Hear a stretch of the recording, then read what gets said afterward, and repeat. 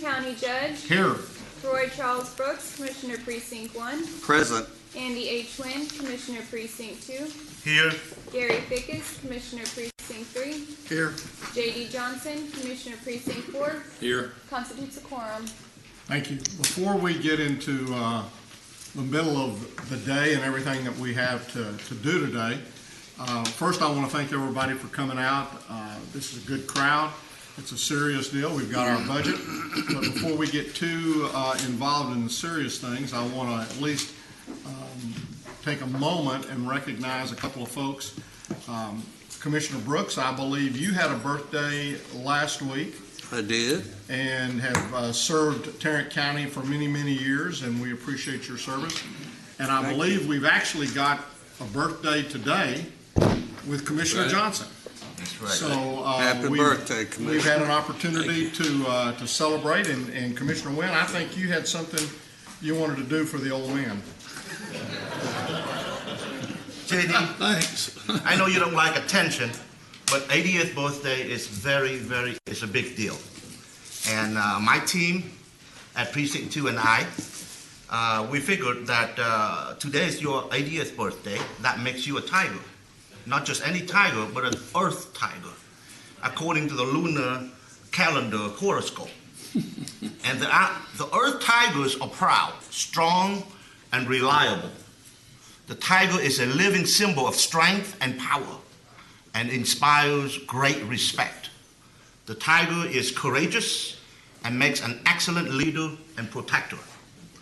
The tiger's name says a lot about their character, as they are logical and have excellent deductive powers. Your motto, I can explain it to you, but I can't understand it for you, speaks the truth and wisdom of an Earth tiger. Happy birthday, my friend. Thank you.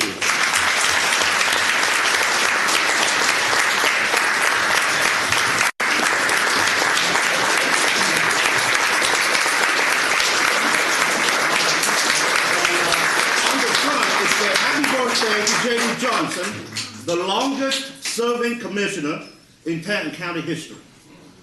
There you go.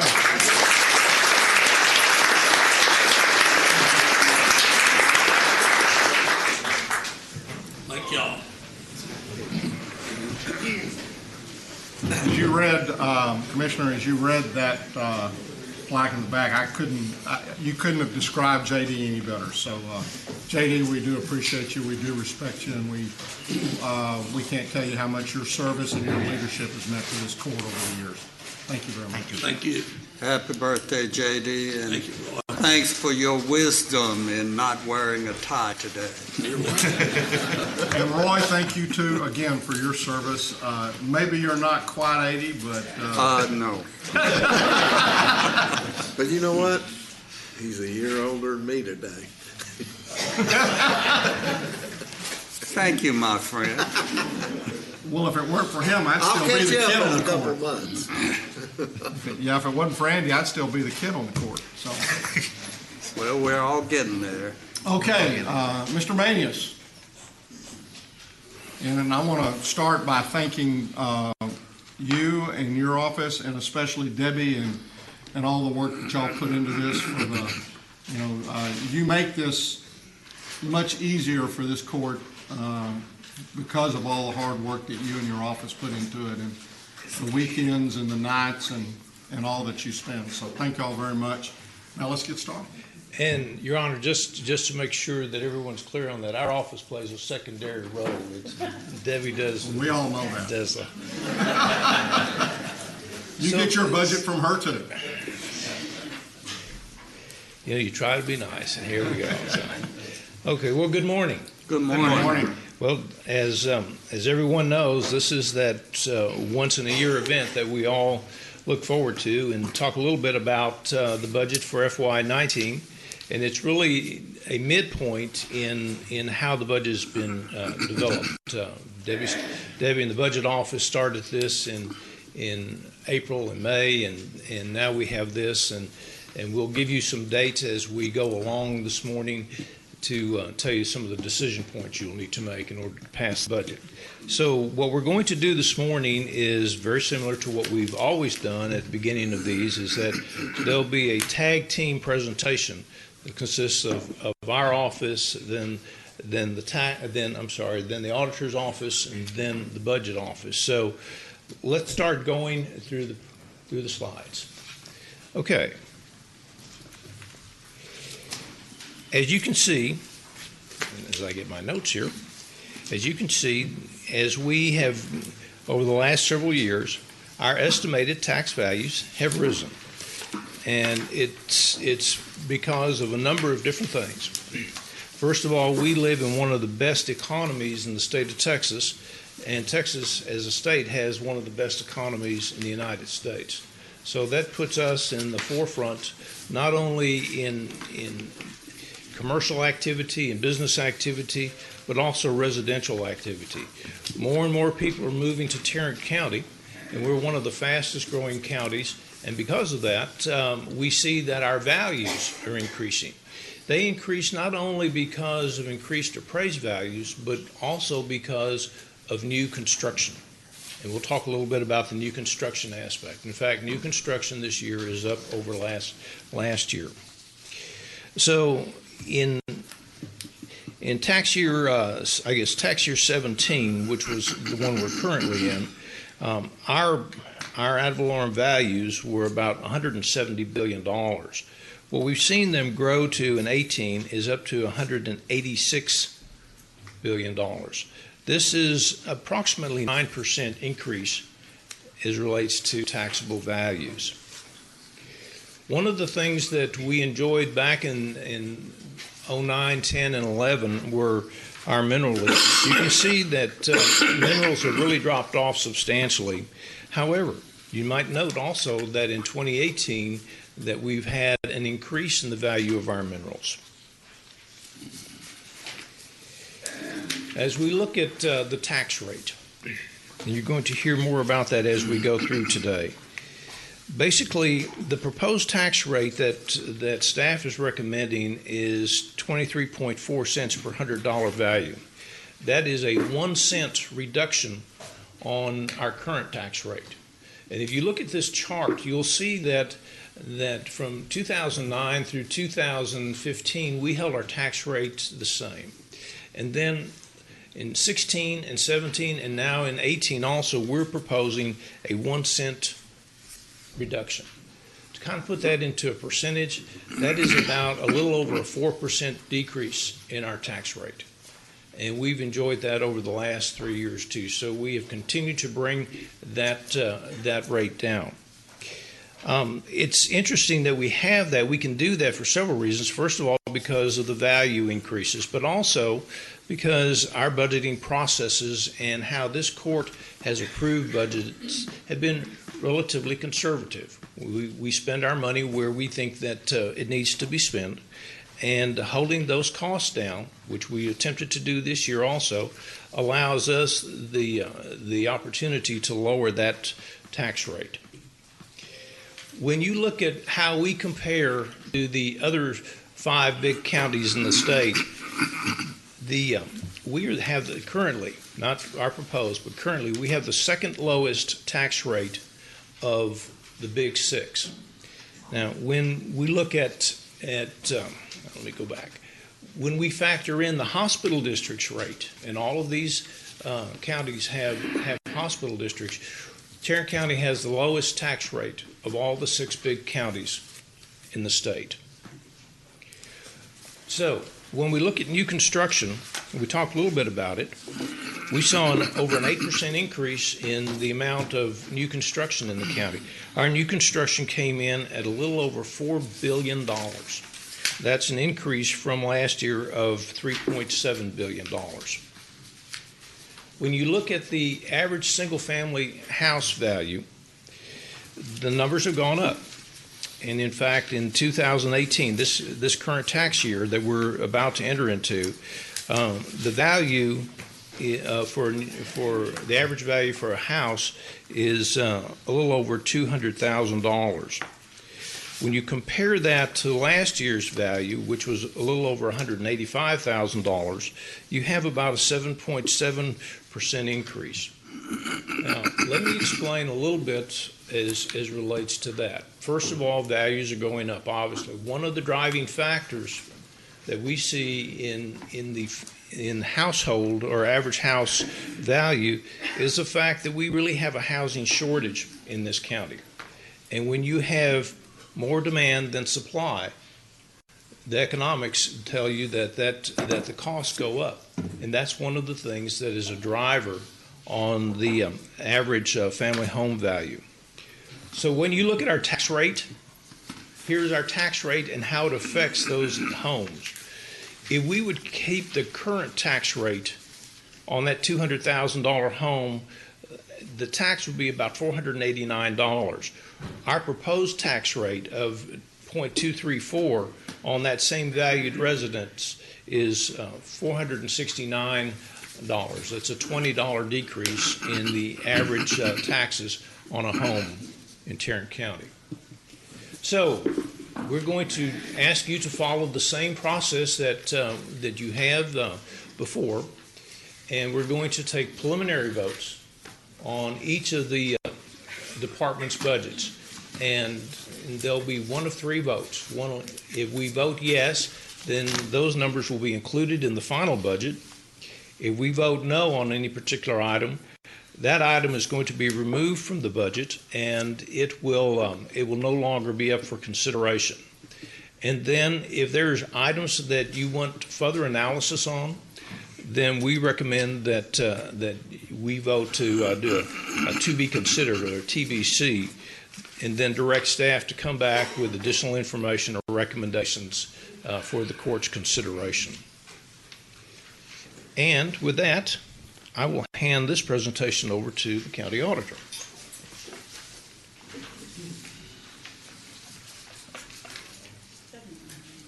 Good morning. Good morning. Good morning, Renee. So we're going to talk just briefly about revenues, because the good news is we have enough revenues, I think, for you gentlemen to be able to adopt the budget that Debbie's going to recommend for you. So if we look at the first page, this is just a synopsis of the prior year actual, what we budgeted for the current year, what we actually project the current year to close out at, and then what we think 19 will be. Since I've been here now, this will be my 23rd year, which I felt like a newcomer also, but this would be my 23rd budget that I've presented revenues for. So yeah, I've been here a long time now myself. And this was, while I was gone through a part of it, and I appreciate my staff's diligent efforts so much, I think it was a simpler year because things tended to fall in line. We used trends. We used any known factors. We work with the departments. We work to identify anything else that's going on in the economy, or et cetera.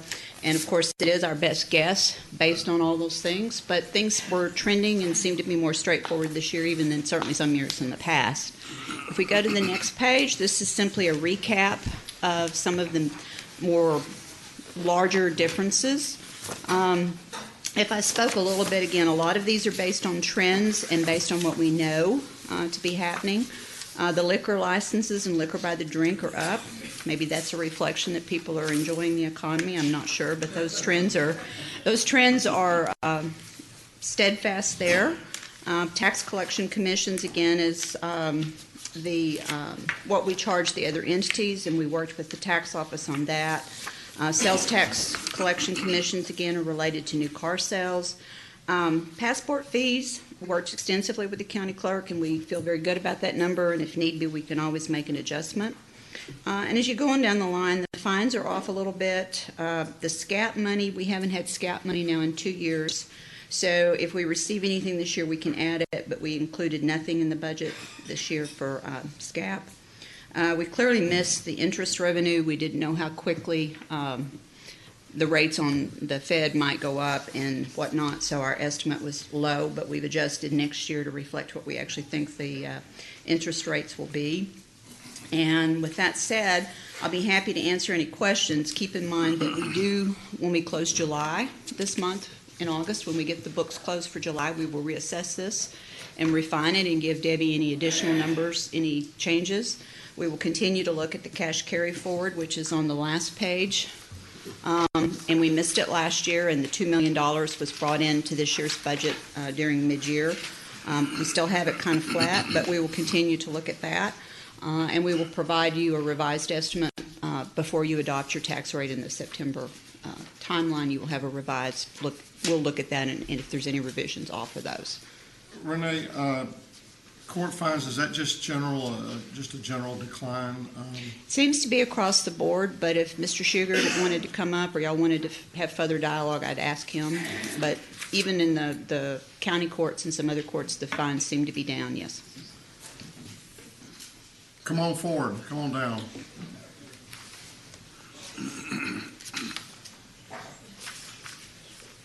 And I just asked the question in general because I know we're growing, which to me logically would mean that we would have more cases coming through. And is there something, are we sending more money to the state, or has there been a change in the way we collect, or what? When it comes to fines and fees, we're probably, we'd have to do true analysis, but my gut would be that it just has to do with that we're paying over time, because our collection improvement docket is becoming larger, where we work with the clerk's office to, when people aren't paying, we bring them in front of the judge and they have the ability to extend or let them do community service or do weekends in jail if that's what they want to do. So people are paying their fines and fees in different ways. Okay. And then as it does with the collection of the indigent defense, people paying for their attorneys, basically the Harris County, Dallas County, and Galveston County lawsuits led the judges to make a kind of a policy decision to add an additional step and just not automatically require somebody you declared indigent to start collecting funds from them. There has to be an additional hearing. And as a matter of practice, we're not having those additional hearings.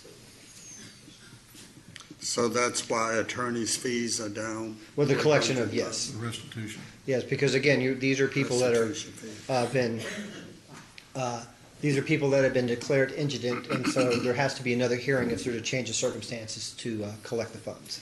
So we're not even, so what you're saying is that in the past where the judges would say, okay, you've got to, over time, repay this.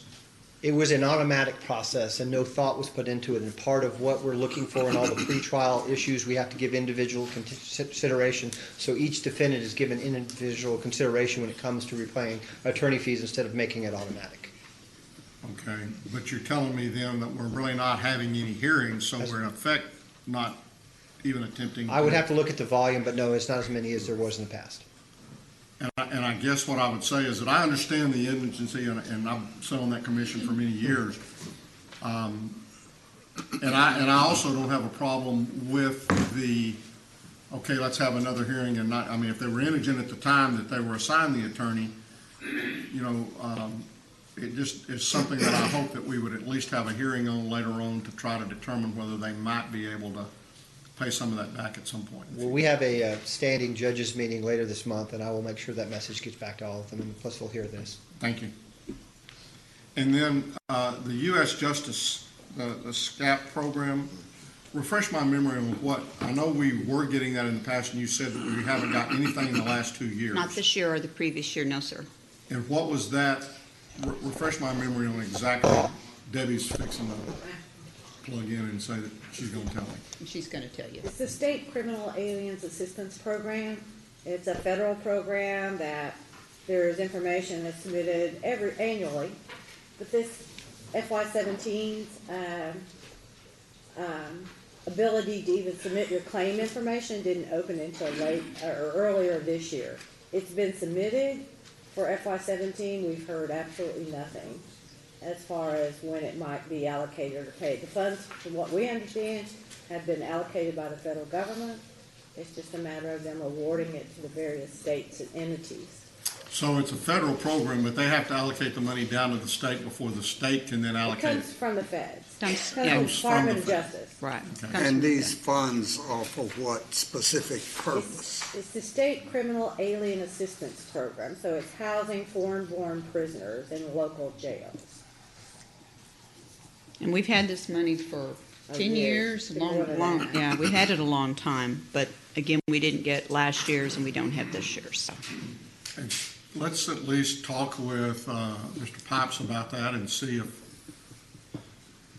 I mean, we were very optimistic when the claiming system itself opened, and they had some problems. It opened and immediately went down for probably about 3 weeks or more. Then it reopened, still a few little snags, but it did successfully, we were successful in getting claims submitted, and the system closed, and that's the last we've heard. So would it be fair to say that for the past 2 years, we have not been paid for holding foreign-born prisoners in our county jail? Correct, from the federal correct. government, that's correct. Right, there was zero income. funded mandate? One of many. Okay. Thank you. Thank you. Oh, is it my turn? And just a note, Ms. Garcia just passed us a note that said in 2011, the county clerk's office collected about $10 million in revenues. In 2018, they collected about $7 million. And mainly because the fees were either waived or reduced. Which fees are we talking about here? I guess, Fines and fees. Okay. I got it. And just to be clear, the numbers that Ms. Garcia gave Mr. Maney, as far as being so polite, are a combination of fines and court costs. Now, the court costs, some of it we retain, a good portion of it also goes to the state of Texas. So that's a collective number, not of which we all keep. Right. What's reported up here on the revenue slide was purely raw fines. And again, though, those are primarily, those are all that she's referring to are all out of the county courts. Correct. And that in the past have been they've been a large source of revenue. Well, and the most significant one, and we can show you this later when my slides come up, but the most significant one that's showing a decrease of $125,000 this year is County Criminal Court number 10. At one time, that court in fines alone, not counting Judge court Sorrells. costs, was close to $1 million. As Judge Sorrells wanted. Yeah, and now it's at, Looks like y'all are anxious to come forward and make another statement. that one's at 440 for next fiscal year. I'll defer to Judge Cook on some further explanation because it involves the law. There was a, We don't want that to get. no, I know, we don't want to muddy the water with that.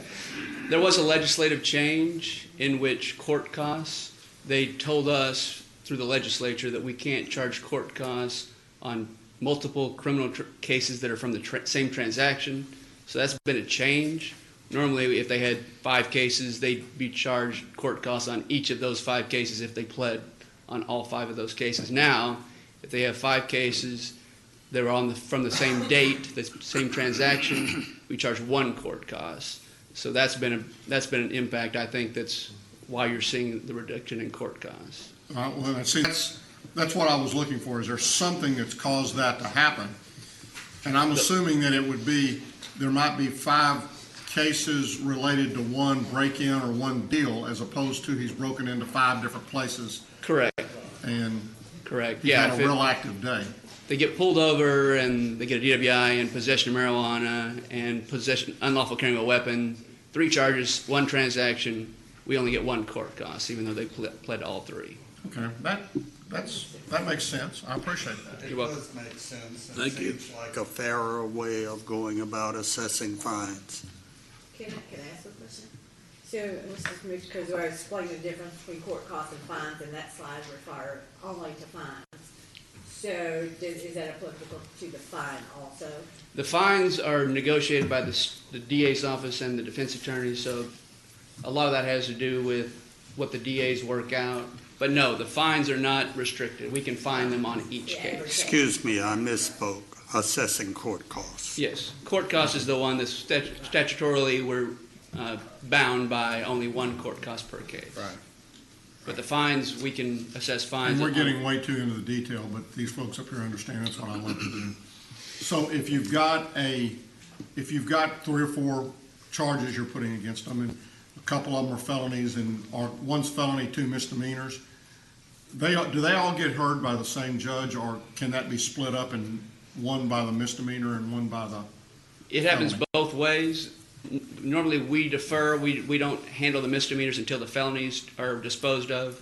At the felony hearing, the felony district judge can take the plea on all cases, including the misdemeanors. Sometimes they don't, and then so sometimes they happen in separate hearings.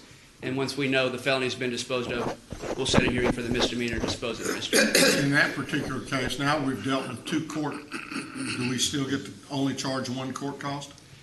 I think we're probably not keeping track well enough on those situations. We're probably still assessing court costs on the misdemeanor, but if it were to be taken up, I think the courts would kick it back and say no, they only get 1 court cost because it's the same transaction.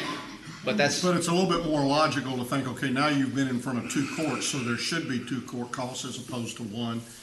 And Yeah. in a lot of the instances, is that felony judge going ahead and taking care of everything at one time? It's about 50-50. Okay. Judge, thank you very much. You're welcome. Appreciate Thank that. you. Uh-oh, here comes the felony judge. Another-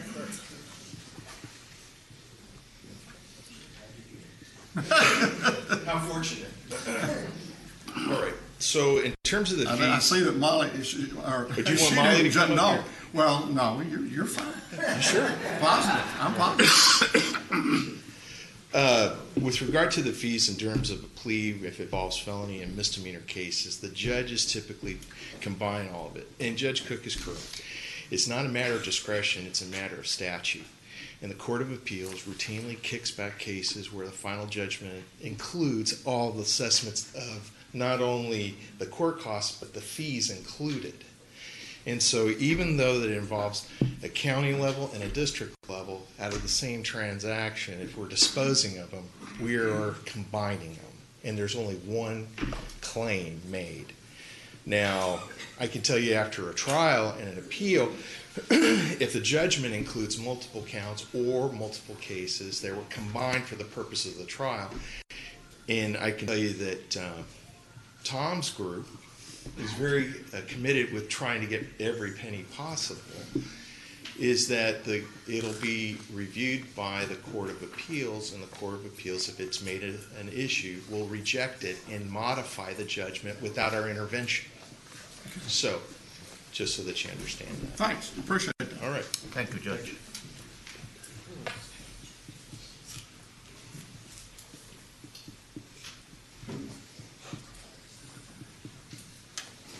Okay. First slide we have up for you is just, we have the budget broken down in what we call logical functional areas. So here we're just showing you where the increases are by functional area. Now, it should be pointed out that general administration's got a $4.4 million increase there.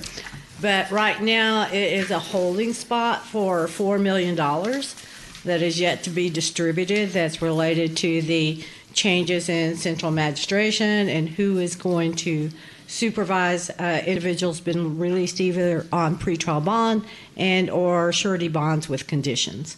So that $4 million is yet to be distributed. It will end up in the judicial section. Well, could be one of 2 places, judicial or public safety. The other significant thing that's in there's about $300,000 increase for the payment of terminal benefits to employees who have separated from the county. In the public safety, there's approximately $1 million for increased costs for food for prisoners. And there's 5 new positions that are valued at around $370,000. Public buildings, that's just the cost of doing business, changes in utilities, and as buildings age, there's more cost in maintaining your facilities. Judicials, there's approximately $1.2 million in increased counsel fees, and personally, we think those are low. We'll go back through a process again of relooking at those now that the month of July is completed to do the projection that we developed. We're looking strongly at counsel fees since the month of February. That's when the change in bringing prisoners into the county sooner and central magistration both took place. So we're looking at the impact that's had on us since February, because there has been a significant change. Again, that's an unfunded mandate. Correct. There's also approximately $1.2 million in new positions in the judicial function. Some of those are related to the county clerk's office, which we have offset in revenues for the passports. The others that are included in the budget right now that are related to central magistration is in the criminal courts administrator's office. Community services, most of that increase, some of that increase has now dissipated. There's some changes that you have up on your desk. We did receive a final determination on the cost of us funding the CPS employees from the state of Texas, and that did go down about $265,000. Transportation, there's some offsets throughout the departments in the transportation fund, but right-of-way itself is up $725,000.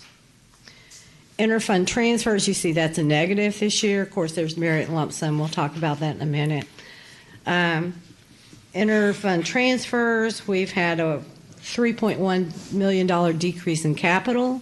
That correlates with also the decrease in cash carry forward, but that's how we fund our capital each year. And there's about a $588,000 reduction to our road and bridge transfer.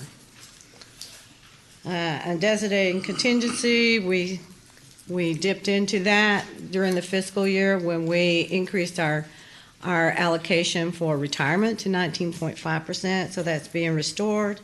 And of course, as the budget goes up, our reserves go up to keep us within the 10% reserves guideline. And I might add that you mentioned the retirement, the COLA for our retirees. Mm-hmm.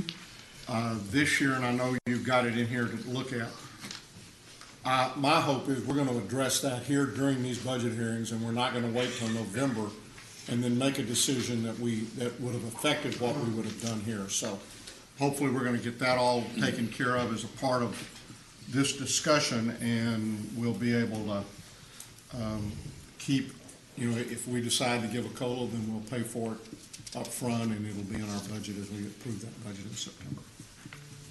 The rate we are using for this year remains at 19.5, which will change to that rate in January. So. And it's also noted that rate is also applied to our CSCD folks. Any grants. Yeah, and grants, yeah. Any grants, special purpose funds. Here we have significant variation. Some of these I just talked about. Capital is down. There's currently $1.9 million included for new positions. Now again, keep in mind that $4 million out there that's yet to be determined. And once that recommendation is finalized, the majority of that will be additional employees. So you've got the potential of adding a lot of long-term costs to our base that to always be aware of as we make those moves. So again, these 27 positions do not have anything to do with this supervision or the $4 million you have set aside. Correct. For that, the discussions that we're having with the judges and with folks on that. TK, you look like you're about to hop in. Well, court administrations are in there right now, so you focus on supervision, which is what the $4 million relates to. Okay, thank you. Most of these things I just spoke of, so if you want to just take a second to look over, if you have any questions, just let us know. The $4 million is there again.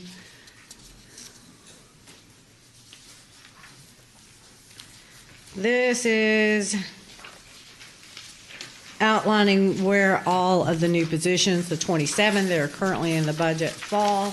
We've divided them up between unfunded mandates. They may be federal, they may be state, workload, and expanded programs. The expanded program is simply nothing more than the potential of opening 2 more passport offices in various sub-courthouses. Again, that one is partially offset by not partially, it's almost all offset by revenues. There are still discussions going on what's the right target for that, but with any expansion, there is some ramp-up time involved. So there's some months of expense before you actually see the outcome of the revenue. The workloads are outlined there. There's county auditor, there's one for IT, one for facilities. Some of these have offsets that's shown there on your slides. Medical examiner, sub-courthouse, one of the sub-courthouse, and JP5. The mandates, again, are all at the top. Most relate to the criminal court administrator, and one for juvenile because the population also at juvenile is increasing. Reserves we talked about a second ago. Our reserves are at 10%. And of course, cash carry forward is how we fund our capital, and it stands at $23.1 million. But a special note is there is made that our total capital is $29 million, so that means some of it does come from our operating funds. And just to give you some static information, in FY17 we actually funded $7.2 million from the operating funds, and 17 $7.5 million. This year it's $6.5 million. So it's gone down, so you can see we shifted some of what we were using for capital into our day-to-day operations. Capital we call one-time costs, even though we know it will never really go away. And our cash carry forward has fluctuated. It's fluctuated, which is why it's down a little bit this year. Basically, our cash, like it says right there, we take out our reserves, we take out our undesignated, and the balance is available for capital. Being careful not to use simply cash balances to fund long-term operating costs, because it does not always reoccur. Compensation, there'll be more discussion about compensation as time goes on. I think we have it scheduled for a week from Tuesday. Is it a week from Tuesday or tomorrow? I think it's a week from Tuesday. Is it tomorrow? Both. Okay. Tomorrow and next Tuesday. What happens and why we have this is because it's all budget related. Correct. Right. So we maintain these now on our Tuesday agenda so that the court has the opportunity to discuss it if they'd like. But Paul is going to be here tomorrow. Paul is our consultant, and he's not changed his name, but the company he's working for has changed his name. Correct. So this is what we have in the budget right now. It is at a minimum Hayes recommendations. There are a few enhancements over Hayes recommendations, not many. The basis for the allocation remains static at 3%. You can see that structure, merit, law enforcement, structure, and step increases outlined there. And let me mention about step increases. A majority of this money is held within non-departmental until the final decision is made, and then we spread it out to all the departments. Step increases for law enforcement are included in their basic salary calculation. So when you see some of their salaries, if you're looking at their budgets individually, they might go up. It could possibly be because of step increases. So, in effect, I guess the thing that I want to highlight and be sure, we talk about a basic allocation of 3%. Correct. And I don't want anybody to walk out of here feeling like we give 3% just for the fact that you're still breathing and working for the county. We put that money into a pool, and then each one of the departments or the elected officials evaluate their employees. Correct. And based upon the results of that evaluation, then they have the ability to, in most instances, be able to allocate out a raise to that individual, but nobody gets it automatically. Now, few. The law enforcement, they get the step part of it, and when you look at the law enforcement side, when we do raise a particular grade, then in addition to getting the increase as a result of the grade being raised, let's say it was a 3% raise on the grade, then that step gets raised, so does the next step up. And so as that individual moves from one step to the next, your law enforcement folks are going to be looking at probably somewhere, if they qualify through the evaluation process, then they're going to end up somewhere between the high fives and the mid sixes as far as a percentage increase in their particular salary for that particular, up and until they max out. And then if they've maxed out, then it would be in most instances a 3% or whatever that basic allocation is. If their grade rate, if they're max, and their grade rate happened to change by the basic percentage, 3%, then they get that on October 1 when the structure should change. They get no lump sum. If their grade changed by at least the average of the pool, then they just get the structure change. Take all of that out of the weeds. Okay. It's a merit-based process. It is a merit-based process. The only exception are ungraded employees, and there's a few of those that the court reporters, always court coordinators, some of those type positions, as well as elected officials. So if you look at that structure for law enforcement, Judge Whitley, that's what you were talking about. If their grade range changes, and that creates a cost, and that's estimated to be $3.6 million. Now that also includes the fact that their steps that they're going to get in the future change too. What's included in that step increase number is if nothing changed. If it's status quo, they're going to get, their grade range didn't change, that's their step increase. And that's broken down for you between the general fund and road and bridge fund. For FY18, the allocation for employee compensation was around $10.4 million. FY17 was 11.3, just to give you a comparison. Now, why does it change from year to year? Basically, it's because of retirements.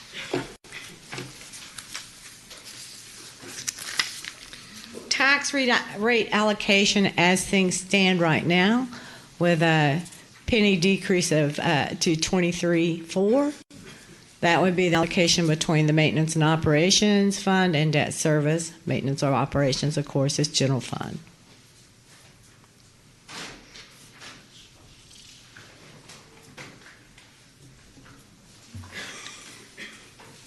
The budget is balanced. It's always balanced when we walk in this door, fortunately. So there's approximately $4.4 million worth of adjustments that was recommended to be excluded by the budget office. As it stands right now, there's $626 million budget with like revenues, which makes it balanced. Our total capital request was $40.4 million, of which right now we're recommending $29.7. So that's kind of it in a nutshell. And I think you know this process from here. Are these dates? We will have a couple of public hearings since we are a little over our effective tax rate. We are what? We are over our effective tax rate.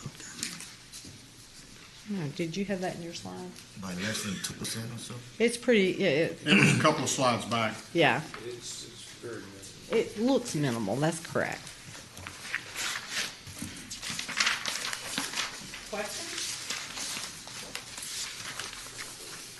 Your Honor, at this time, we are going to go into, or prior to us going into the individual departments' budget issues, we do have several audience participation forms. I believe we have 3 of those. I'd just like to remind the court that we have a maximum of 3 minutes that we allow each speaker, and that at that point we will ask them to go ahead and stop making their comments. And I believe you have those up there. Yes, as Mr. Manius said, I will call on the folks. We have 3 audience participation. If anyone else wishes to speak, now would be the time to fill out the form so that you can. We're going to give those folks up to 3 minutes each to speak, and then from there we'll move into our department by department. The first form that I have is Charles, I believe, is it Hermes? If you wouldn't mind, when you come up to the mic, please repeat your name and your address so that they can have it for the official record. I'm Charles Hermes, 7083 Alcoa, Grand Prairie, Texas. I want to talk about the sheriff's budget and our 287G agreement here in Tarrant County. My concern about our 287G agreement is actually threefold. One is about fiscal responsibility, the other is about the rule of law, and third is respect for our forefathers. I believe as a conservative town, we ought to respect those values, and yet the 287G agreement flies directly in the face of them. What the 287G agreement does is it has our sheriff's office do the work of ICE. There's a worry for this. There's a huge worry for this. First worry is the fiscal responsibility aspect. As a taxpayer, I pay money to the national government, and as a person in the Tarrant County, I also pay taxes to the county, to local. And what I expect as I pay these taxes is that each one of you are doing your functions, each one of you are doing your jobs. As I'm being charged both by the national government and at the county level to be doing immigration issues, I really worry. And there's a reason I worry about this. Not just that I'm being taxed double, but the reason I'm being taxed double flies in the face of the Constitution. Our Constitution since 1876 has been determined by the Supreme Court to solely put jurisdiction for immigration issues into the hands of the national government. As Tarrant County endorses this 287G agreement, what you're doing is you're taxing me for the county government to be doing the national government's job. So I worry when we care about the rule of law, we ought to care about the federalism that our forefathers so brilliantly put into our Constitution. The idea that each level of both state, executive, legislative, and judicial, but also national, state, local, that each one of these jurisdictions have different tasks to be doing for different reasons. There's a reason why this is so important, especially in cases of immigration. And the reason it comes down in immigration so important is because I care about our police officers. I care about our sheriff's office. What I want them to be able to do is effectively protect me. But the only way they can effectively protect me is if they can work in the community and be trusted by the community. For the community to be able to talk with them and trust that as they're talking with them, the sheriff's office will do their job and only their job.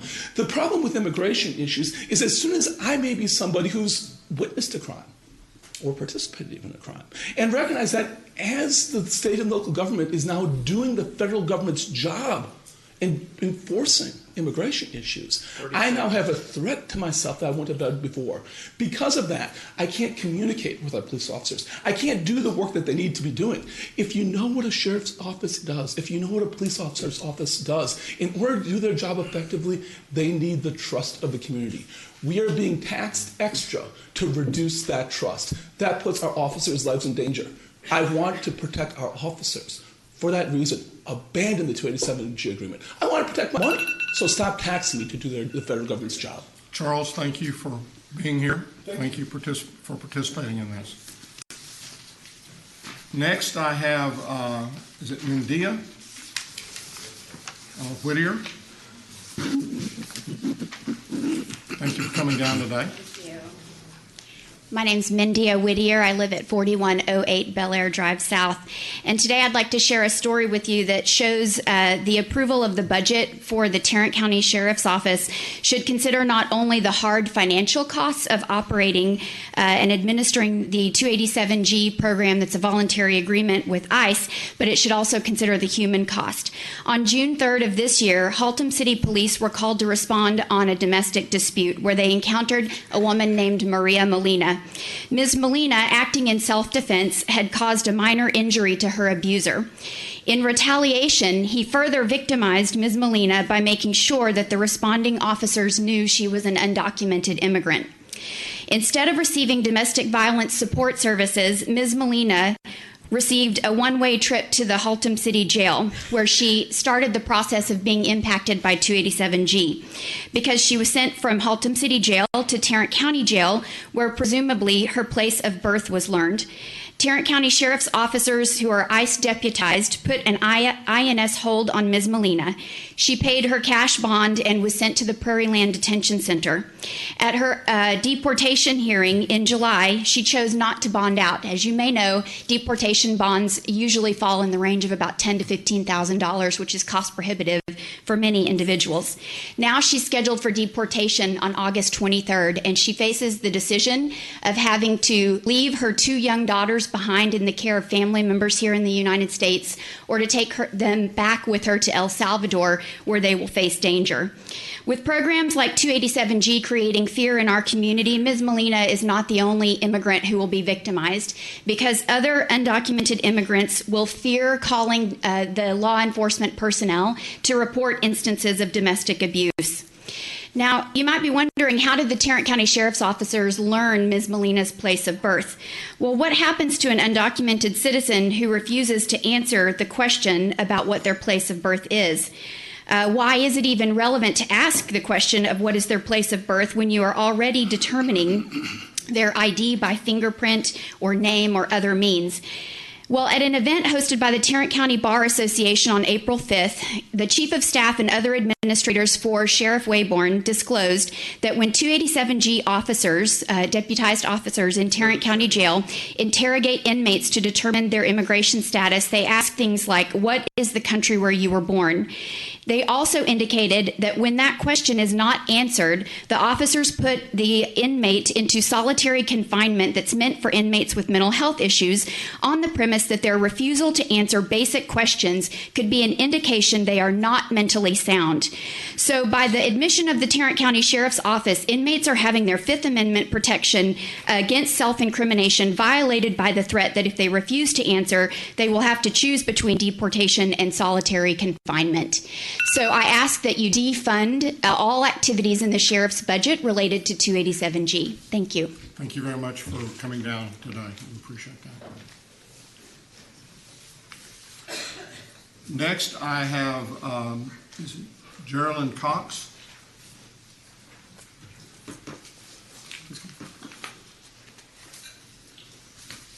Good morning, gentlemen, and thank you for giving us this time. I bring to your attention some data that your sheriff is required to file each month with the Jail Standards Commission.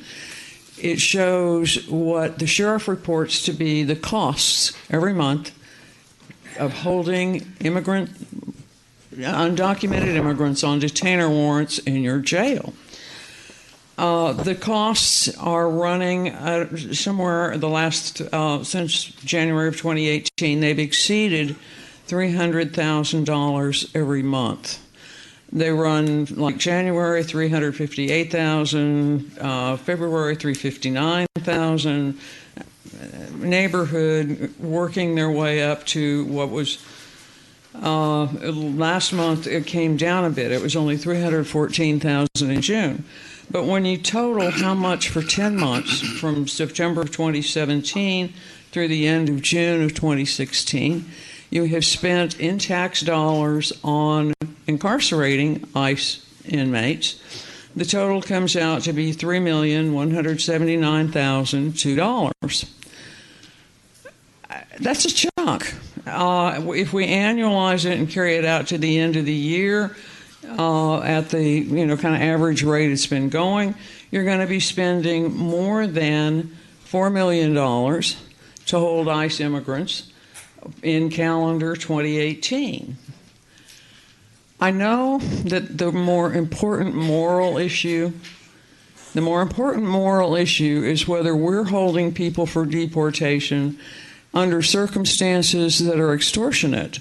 If you're trying to get people to plead guilty so that they can be deported fast at the mandate of Immigration Customs and Enforcement, there's something deeply wrong with that.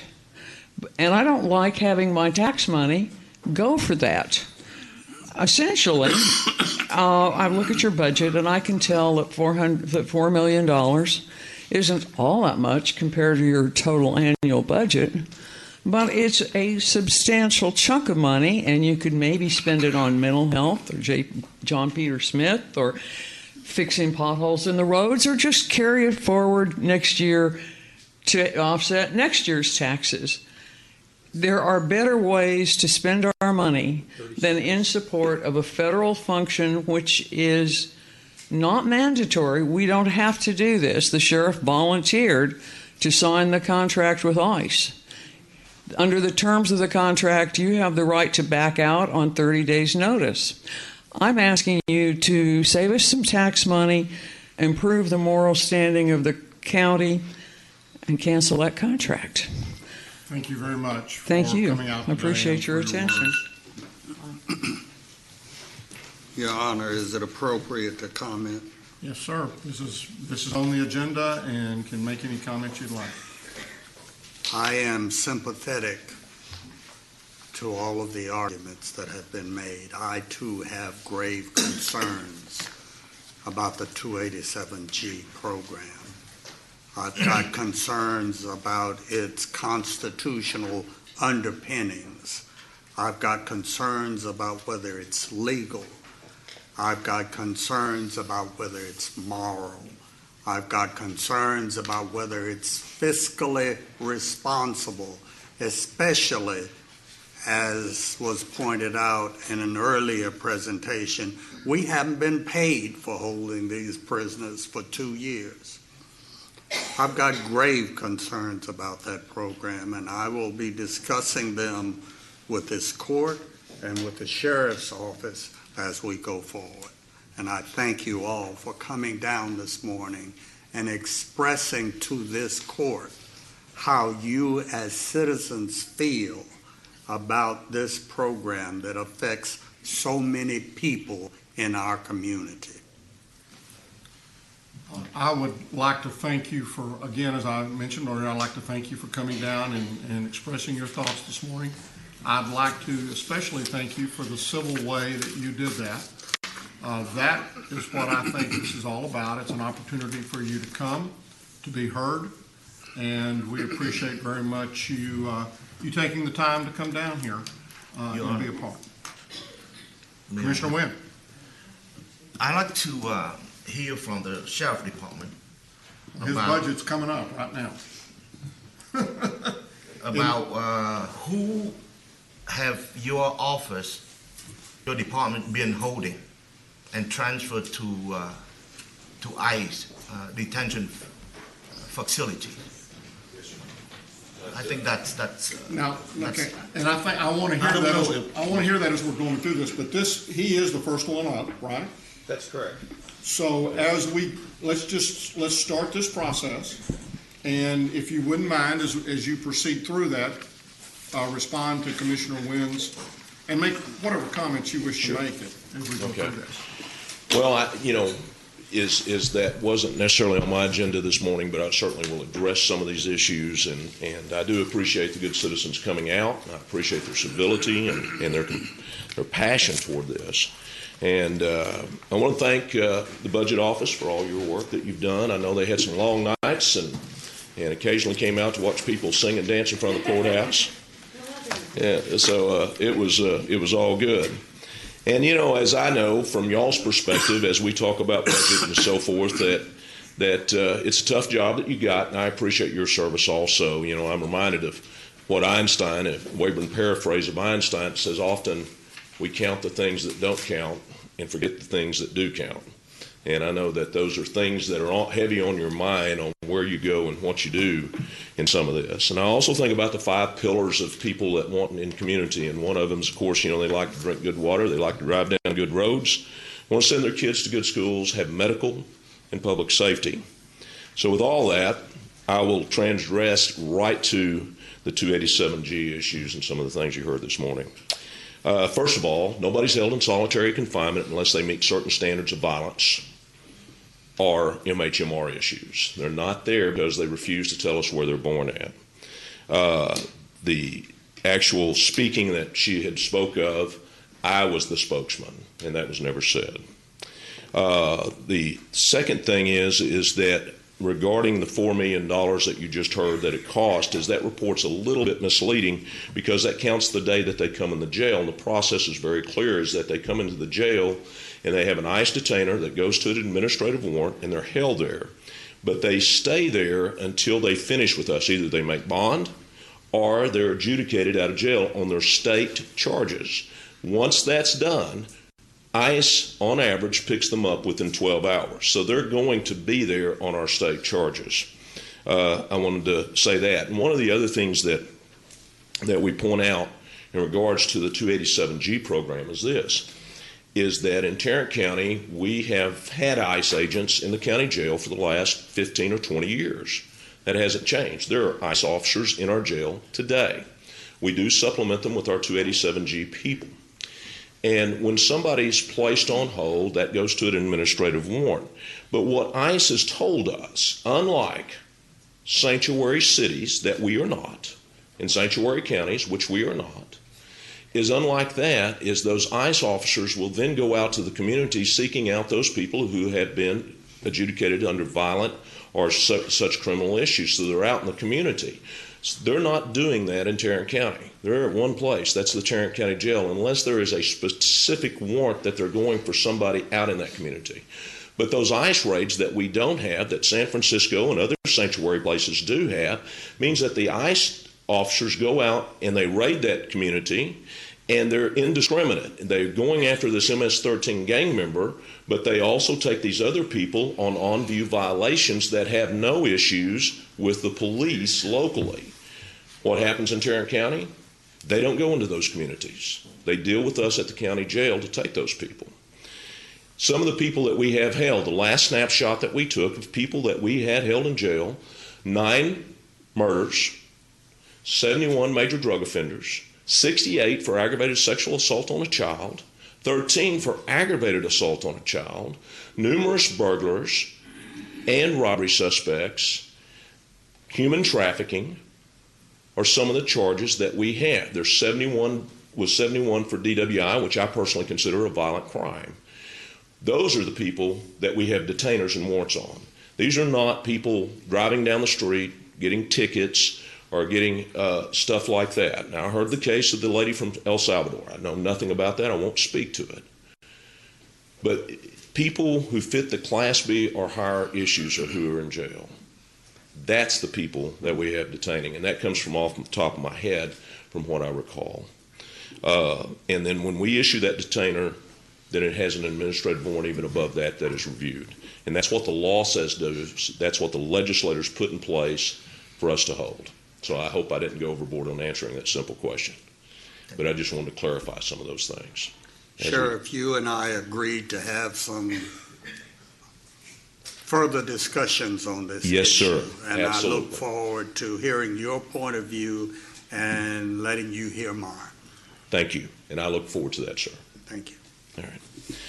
This morning, though, I come to address you on a few other issues besides that, is that there were some things that we had in the budget that were cut out, and there's only a few that we're going to address. None of them are staff issues. So I'll get to that in a minute, though.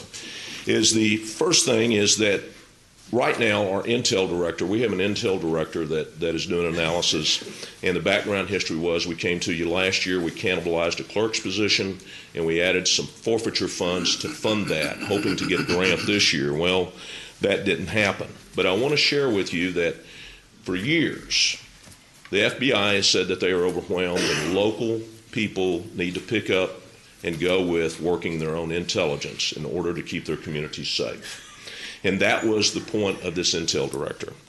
And actionable intelligence is when somebody delivers intel to you where you can take action on it, either get a warrant for somebody's arrest or do criminal interdiction to stop what they're doing. Well, since his office has been deployed and he has started up, and David Grantham is him, Dr. David Grantham, who has created an international reputation.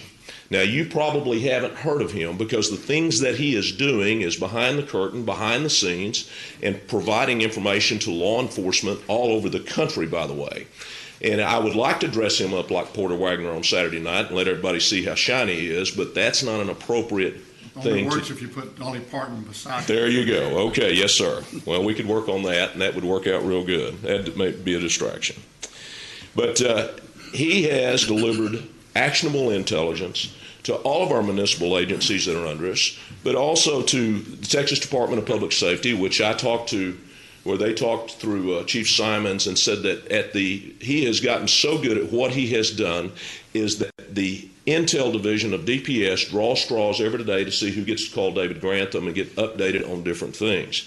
I can't discuss in detail all the things that he has done, but I will be inviting you individually for private disclosures on what's going on, because some of that stuff is law enforcement sensitive and we can't do that. But DPS and him are on the same page. We also have delivered actionable intel to 10 other counties on serious issues of major drug offenses, as well as criminal action that is going on and human trafficking. We have had the Federal Bureau of Investigation use our intelligence for action. Homeland Security has been in our office often.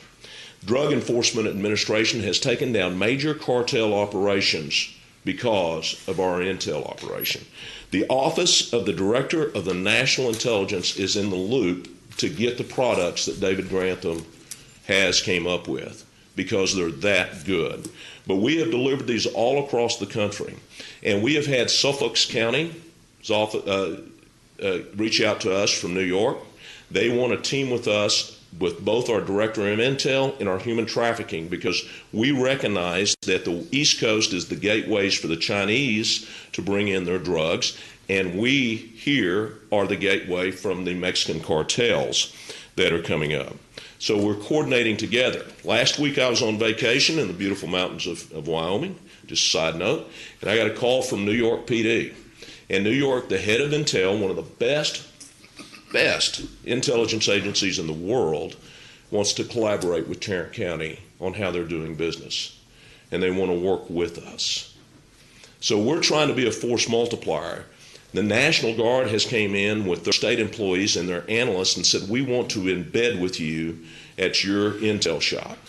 This is David Grantham's good work, because he's doing analysis through several different things on information that's coming through and digging out at different levels via reports and interviews with people. And he has delivered 100 actionable intelligent reports in the last year. And I want to tell you, that's something incredible from a law enforcement perspective or even a national security perspective. He is doing the work. But we need to keep him, number one, because when New York called, I thought they were going to try to steal him. And we're not going to let that happen. But the cost of keeping him right now is $49,000. And we would like to see him stay in the budget and continue going, and next year come back and reclassify him so we don't lose him. And he is training other people to duplicate what he does. So we're doing a force multiplier inside the agency also. Now, Sheriff, I know you said that last year when we considered this position, you did that out of your forfeiture funds. How are your what do you have in forfeiture funds now? And could we do that one more year and hope that we get the grant as we see the success that you have? Unfortunately, we're prevented to doing that by law. We can only, it's a one-time shot. The law will not let us go for 2 years with salary in that same arena, or we would do that. Okay. Okay, I guess I misunderstood that, because I mean, last year I thought we were talking about permanently doing it out of there if we couldn't get grant funds. What's the law that causes us not to be able to do it? The federal law says, as I understand it, is that you can only have a person, a salaried person, individual person in that salaried position for 1 year before you have to move on with some other type of funding. Okay, so I was unaware of that. If that was not the case, and if we could do it out of forfeiture, you wouldn't have a problem with doing that? That is correct. Okay. Yeah, just don't want to go to jail. Well, I share that. Okay, good. Feeling, so. But anyway, that's our intel director, and our prayer is that you would take consideration over that. We also, and this is... Sheriff, sir? let me ask you a quick question. Oh, yes, sir. Is that out of your federal forfeitures or is it out of your state? Federal. Is that federal? Federal, just double, triple checking, yeah, federal. We did also ask is that we have 10 chiefs in our shop, and all of them work very hard. They're all over the place. They have a high demand on their time, and we have one, and I overlooked this last year, quite frankly, that doesn't have a car allowance or a vehicle issued, and we had asked that for $8,600 that he would be furnished a car allowance, and just busy people. But the bigger, all the rest of your chiefs have that car allowance. They either have a car or an allowance. Car or allowance. Yeah, just one that's missing. There's only one car allowance, well, there's two, the sheriff himself, the other is the chief of staff. That's correct. And the rest have cars.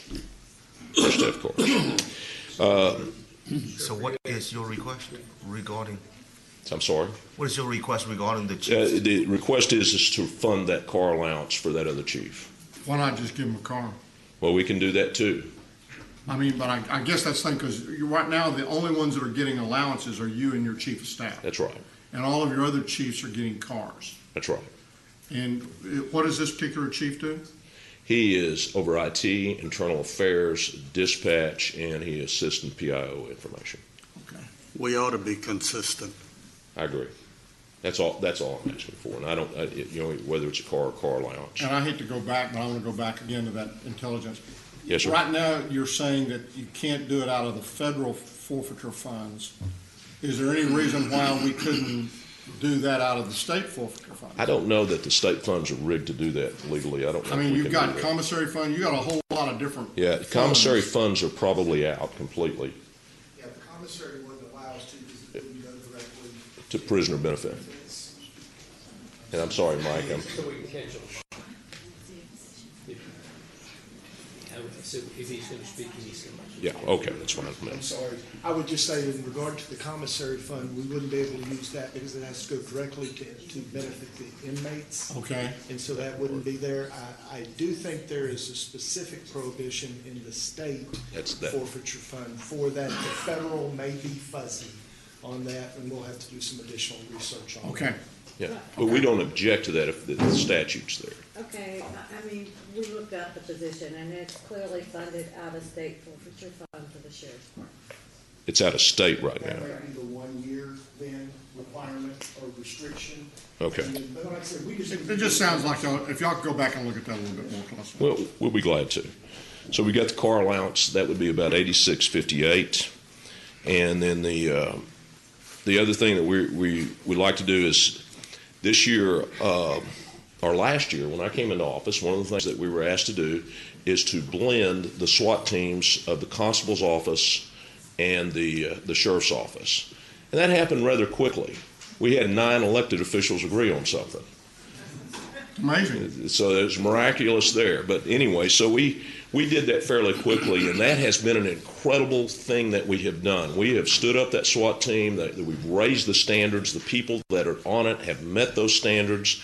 They're doing incredible work, and they've been involved in several things. In 2016 is that unfortunately the reputation, but also they only had one mission in 2016, but they weren't admired, or their peer group wasn't very faithful to them, and we were being left behind. Well, by year's end of this last year, and up to date, we've ran over 25 missions. We've worked out with numerous SWAT teams. We have been force multipliers with all of our municipal partners, and we're in Fort Worth was using Dallas and Arlington as backup. We have now been their backup. We have, when they were out of service and couldn't do things, we've actually ran 2 and 3 missions solo in Fort Worth for Fort Worth. They've done the same thing for us in different circumstances, as our narcotic teams have been very thing, but the SWAT team keeps things safe.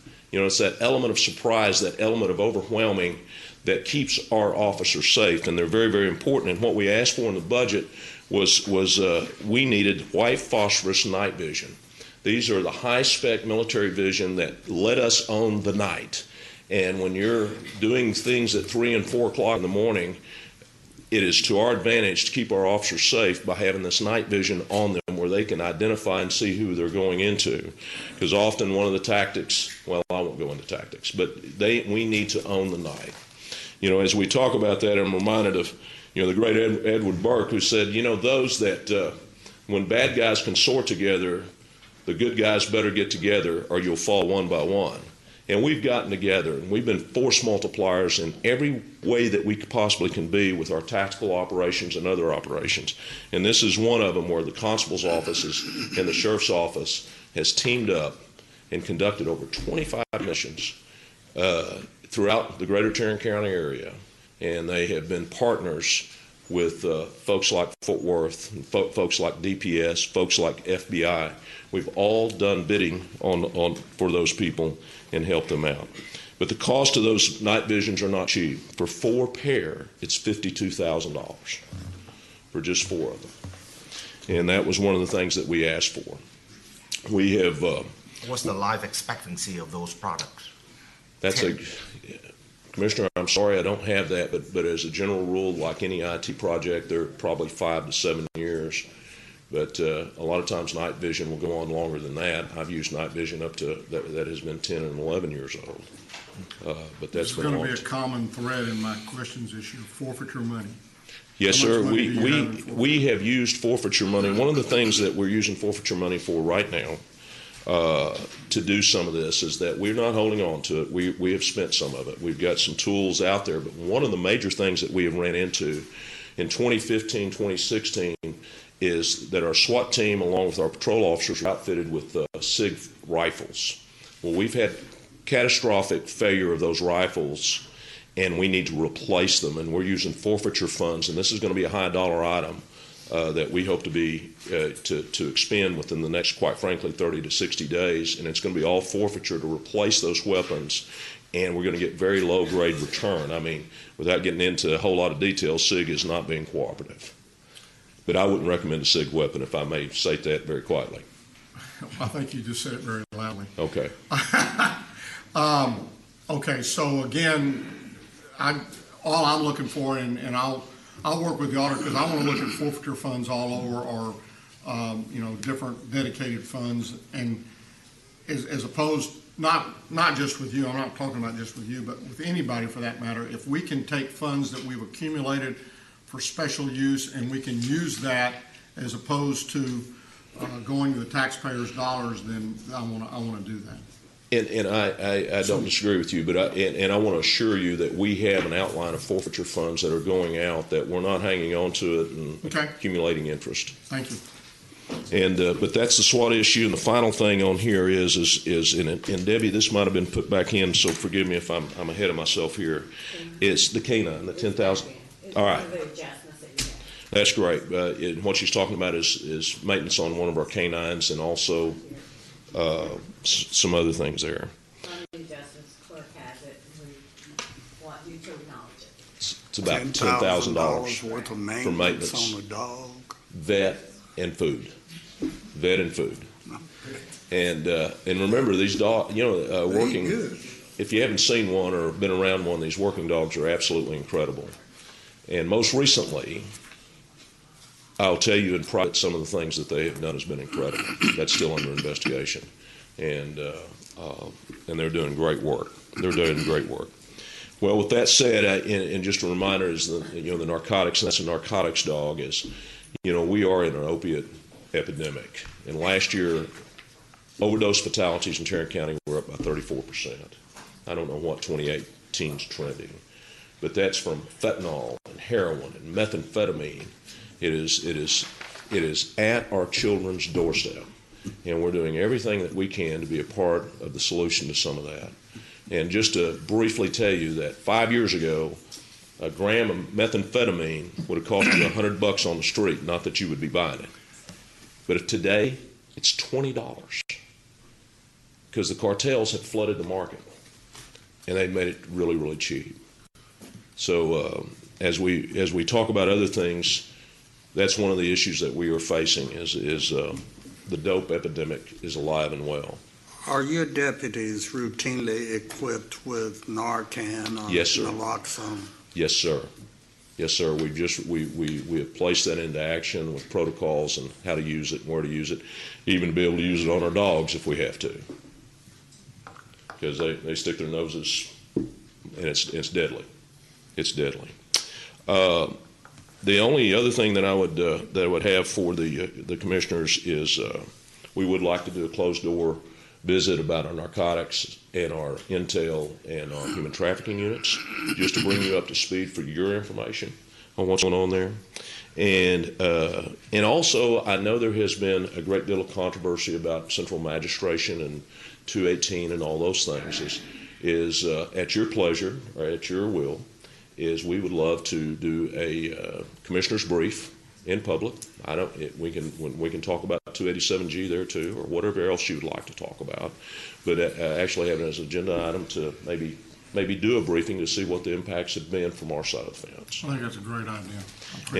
And with that said, on the dovetail of that, we would, and I understand this is in the budget, and we certainly support it, and we certainly want it, is a staffing study of where our staff was. I went out and stayed just simply on our patrol the other night on our South Side patrol, where I rode with the shift commander for 3 hours. We were the only free unit. There were 6 other units on the road, and they were all tied up on calls during that time period. And I think, as Judge, you might have stated a couple of weeks ago, we are the fastest growing urban county. We're at 2.1 million people, and services are in high demand at all levels. Not only the sheriff's office, I know roads need to be done, and medical needs to be addressed. And but I think a staffing study will give us a strategic look at where we need to go and what we need to do, and maybe improve our efficiency. And we're not What's the afraid to estimated cost of that? Of the staffing study. Yeah. We've included $150,000 in non-departmental, but let me point out that it's really intended for, initially at least, a staffing study within confinement and or process improvements that are kind of related back to central administration population. Kind of goes along with. If it's available to go any further, I can't answer that right now. Sure. But, I know earlier, the staffing thing was one thing, certainly. Also, the judges had recommended a study of that process, and we feel like we've, maybe, I think over the period in talking with Mr. Manius, feel like we've kind of maybe done a few things, some of the low-hanging fruit, and it may be time to really begin to look at bringing in some folks to look at the whole magistration pretrial thing. So, right. And you said we've got about 150 set up for that. Correct. Okay. Sheriff, thank you very much. We really appreciate everything you've done, and I hear nothing but good things from what's going on down there. I appreciate it, and you've heard our prayer before the court. Thank you. Thank you. Thank you, Sheriff. Thank you. Judge, do you want to consider these items in a? I think, as Mr. Manius indicated, we want to look at what we can. Now, I heard 2 items specifically mentioned. I heard the car allowance, and then I also heard the night vision for the SWAT, and then ultimately We where keep and how saying we- car allowance. It's a car. It should be a car. Well, that would be to be consistent, I think it needs to be a car. Needs to be a car. And I guess the question, so it was the car, the SWAT, and where we're going to do with that In the intel. intel person. So we have 3 items. You want to take up one of those? Well, what I would At a probably time, suggest is that why don't we just put those to be decided on, and then approve the rest of the budget, and then we'll bring this back as we get, as we begin to do that. Is that all right? Yes, sir. I move to put these 3 items into the to-be-determined bucket. Okay, And that's the Intel advisor, right, SWAT, right. Night glasses.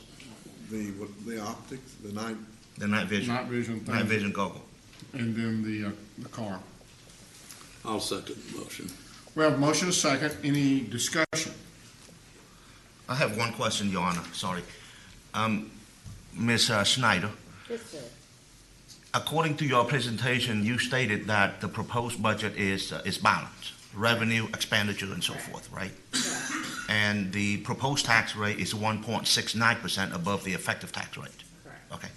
With these requests for additional, over and above what you propose, right, what we have been proposed, plus any other additional requests, if approved, where do we get that money from? Well, if you look up at your screen right there, Okay. because of a reduction we received about midnight Friday night from CPS, you've actually got $270,000 worth of margin. Anything after that, then we'll have to start looking at our undesignated balances. So we've got some room in there. Okay, so we do have room. Okay, so I have a motion and a second. Any other discussion? Please vote. Motion passes 4-1 with 1 abstention. And that relates to my unreadiness on 287G. Okay. So Judge, can we, at the conclusion of this thing, can we take a vote on the rest of the sheriff's budget also? I think we just did. I think we just approved the rest of his budget with the idea that these 3 things would be put into Y'all agree with that? I think it's. Yes. That's what the motion was. Or four? I only got three. The Intel, Uh-huh, the Night Optics, the Uh-huh. Vision, The car. the car. the car, not SWAT. Okay. The SWAT is the license, not the vision thing. Okay, with that, I'm gonna ask for about a 5-minute recess. Debbie? Debbie? Okay, where do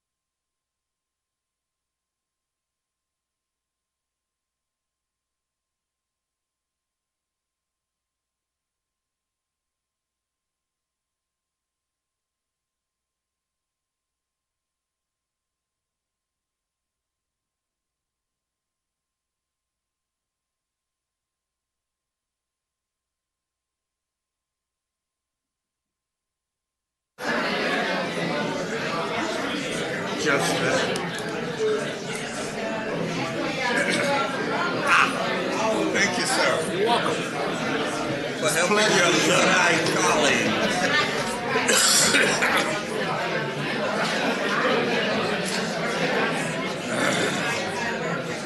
Now, the rest of this should go smoothly.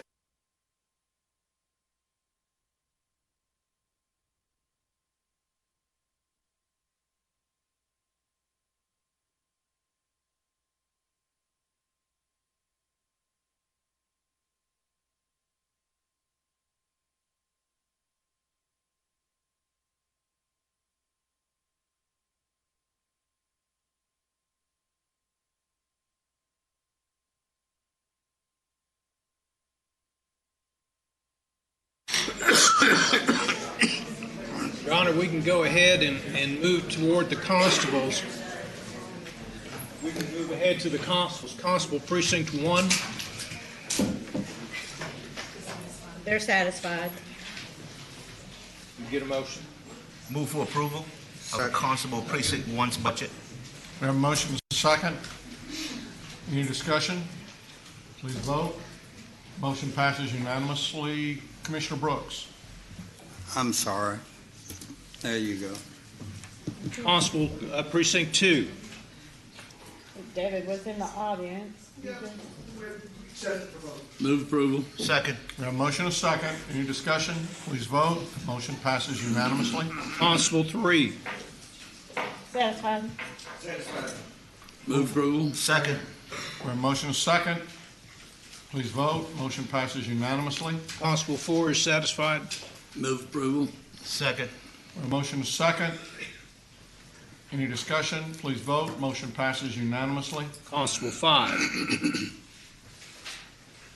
I have marked that he is not satisfied. Is he here? Reuben, you good? Okay. Move approval. Second. We have a motion and a second. Any discussion? Please vote. Motion passes unanimously. Thank you. Constable 6. You must be happy. I think so, right there. Move approval. Second. We have a motion and a second. Please vote. Motion passes unanimously. Constable 7. Move for approval. Second. We have a motion and a second. Please vote. Motion passes unanimously. Constable 8 is satisfied. Move for approval. Second. We have a motion and a second. Any discussion? Please vote. Motion passes unanimously. We're now going to move to the fire marshal's office, and the fire marshal is satisfied with his budget. Move approval. Second. We have a motion and a second. Any discussion? Please vote. Motion passes unanimously. Do we skip medical examiner? I'm just going down this list here. Okay. Medical examiner is satisfied. Move for approval. Second. We have a motion and a second to approve the medical examiner's budget. Any discussion? Please vote. Motion passes unanimously. Community supervision.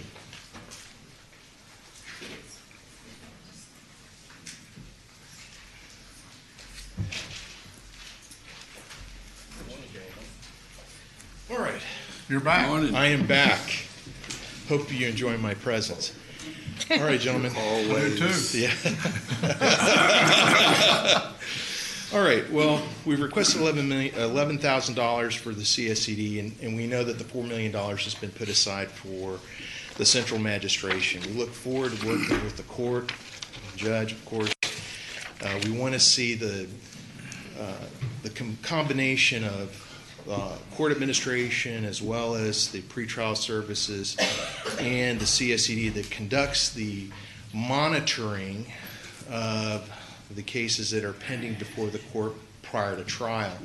Some of the most dangerous or people that need to be monitored are being currently supervised by CSCD.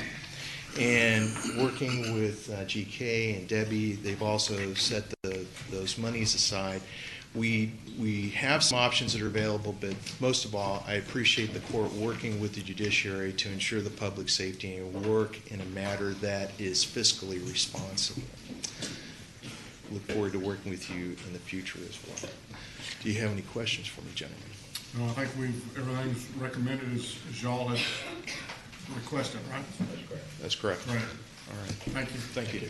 And if you want to take a motion on both pretrial and CSCD at the same time, because both of those are impacted by future decisions, so kind of status quo for the moment. Pretrial is satisfied with their budget. Is that correct? Yes, that's fine. Did we determine the CSCD was satisfied? I heard the speech. But yes, with qualifications. We're satisfied with what's been recommended, yes. Yes, with qualifications. I move approval of both. Second. We have a motion and a second to approve the CSCD and pretrial budgets. Any discussion? Please vote. Motion passes unanimously. Thank you. Thank you. Thank you, gentlemen. Juvenile Services is satisfied with their budget. Move approval. Second. We have a motion and a second. Any discussion? Please vote. Motion passes unanimously. 323rd District Court. They are satisfied with their budget. Move for approval. Second. We have a motion and a second. Any discussion? Please vote. Motion passes unanimously. Human services. Julie looks happy. Human Services satisfied. Move for We have approval. public health first.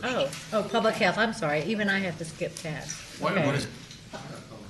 Public health's on another tab, if you're looking at your Excel Okay. spreadsheet. We're looking Not at in your your book. Excel Well, right spreadsheet. now, we have a motion and a second for human services. Right. So let's go ahead and vote on that one. Motion passes unanimously. Now, public health. Where is public health? I'm looking at nice. It's under the box. Well, Yeah, okay, public if you look on the health. screen, it's down here at the bottom. Yeah, it's the got a other separate sheet you gave tab. us, so you follow the. I actually am working on off of 3 different documents. So public health is satisfied with their budget. Move approval. Second. We have a motion and a second. Any discussion? Please vote. Motion passes unanimously. You took my sheet. I'm sorry, yeah. Child Protective Services. That's one that the clerks have an adjustment on, but otherwise, I don't think there's anybody here. I'm gonna say they're satisfied. Okay, now, and so your adjustment is in the, Contract with the state. okay, and that is how much? 200 and what? It's a negative 265, 638. So that's to our favor, right? Yes. Okay. And that's in the salary line, It's in a contract line because. contract line. But it reflects our payment for 34 and a half CPS workers. And so the Child Protective Services is aware that 265? Correct. They're the ones that gave us the number. Okay. So they are satisfied with their budget and the adjustment to their budget? Move for approval. Second. We have a motion and a second. Please vote. Motion passes unanimously. Public assistance. Of course, this is a budget that we usually put together. There is one program that was moved from the administrator's office for reentry, and that's included in here. Otherwise, the rest of them are the same. And where do those funds go? And they're listed by organization on the screen there. It just says reentry, reintegration. Oh, I'm sorry. You were talking about that one specifically. Right now, those are two programs that Cornerstone is administering. Say again? Cornerstone is administering two different programs for reentry. All right. And if we could, we can have this discussion now, we can have this discussion later, really, I don't think it makes a difference. You see here some things which historically, over the years, the court has done, and again, this is public assistance. Over the last probably 5 to 6 to 7 years, I know that there's been some of it being done also inside of our road and bridge accounts. And I had kind of mentioned this a little bit earlier. I would like for us to consider bringing all of our public assistance into one category in our general fund as opposed to it being kind of spread here and yon. Commissioner, I know you have some money that you give regularly to, I think, CareCorps, and I know, Commissioner Wynn, you've got some money that goes to Catholic Charities, and currently those numbers are in our road and bridge account. Again, my preference would be that when we talk about road and bridge, that we're specifically talking about construction or building of roads and bridges in the unincorporated area or specific dollars that we spend with cities. Now, I know in the past, when I was commissioner, we would do, there are certain cities that don't do anything but concrete. We don't do concrete. So I might actually set aside a project to do with a particular city and give them money as opposed to just doing labor and equipment as we do in a lot of interlocal agreements. So if we were to do that, then I would anticipate that the funds that we're maybe spending either through road and bridge or through general maintenance or through or through y'all's accounts would come into this public assistance deal. I also know that there's certain memberships that we have for like NASCO, for Tex 21, for the high-speed rail, and whether that's what we want to consider as a part of public assistance. That's really not as much public assistance as I would see some of these other things, but I would like to see us kind of focus and bring that together. Right now, the general fund is sending over to road and bridge monies every year. That would reduce the money that we're transferring over. It would put it all under this public assistance, and we would be a little bit more reflective of exactly where we're going.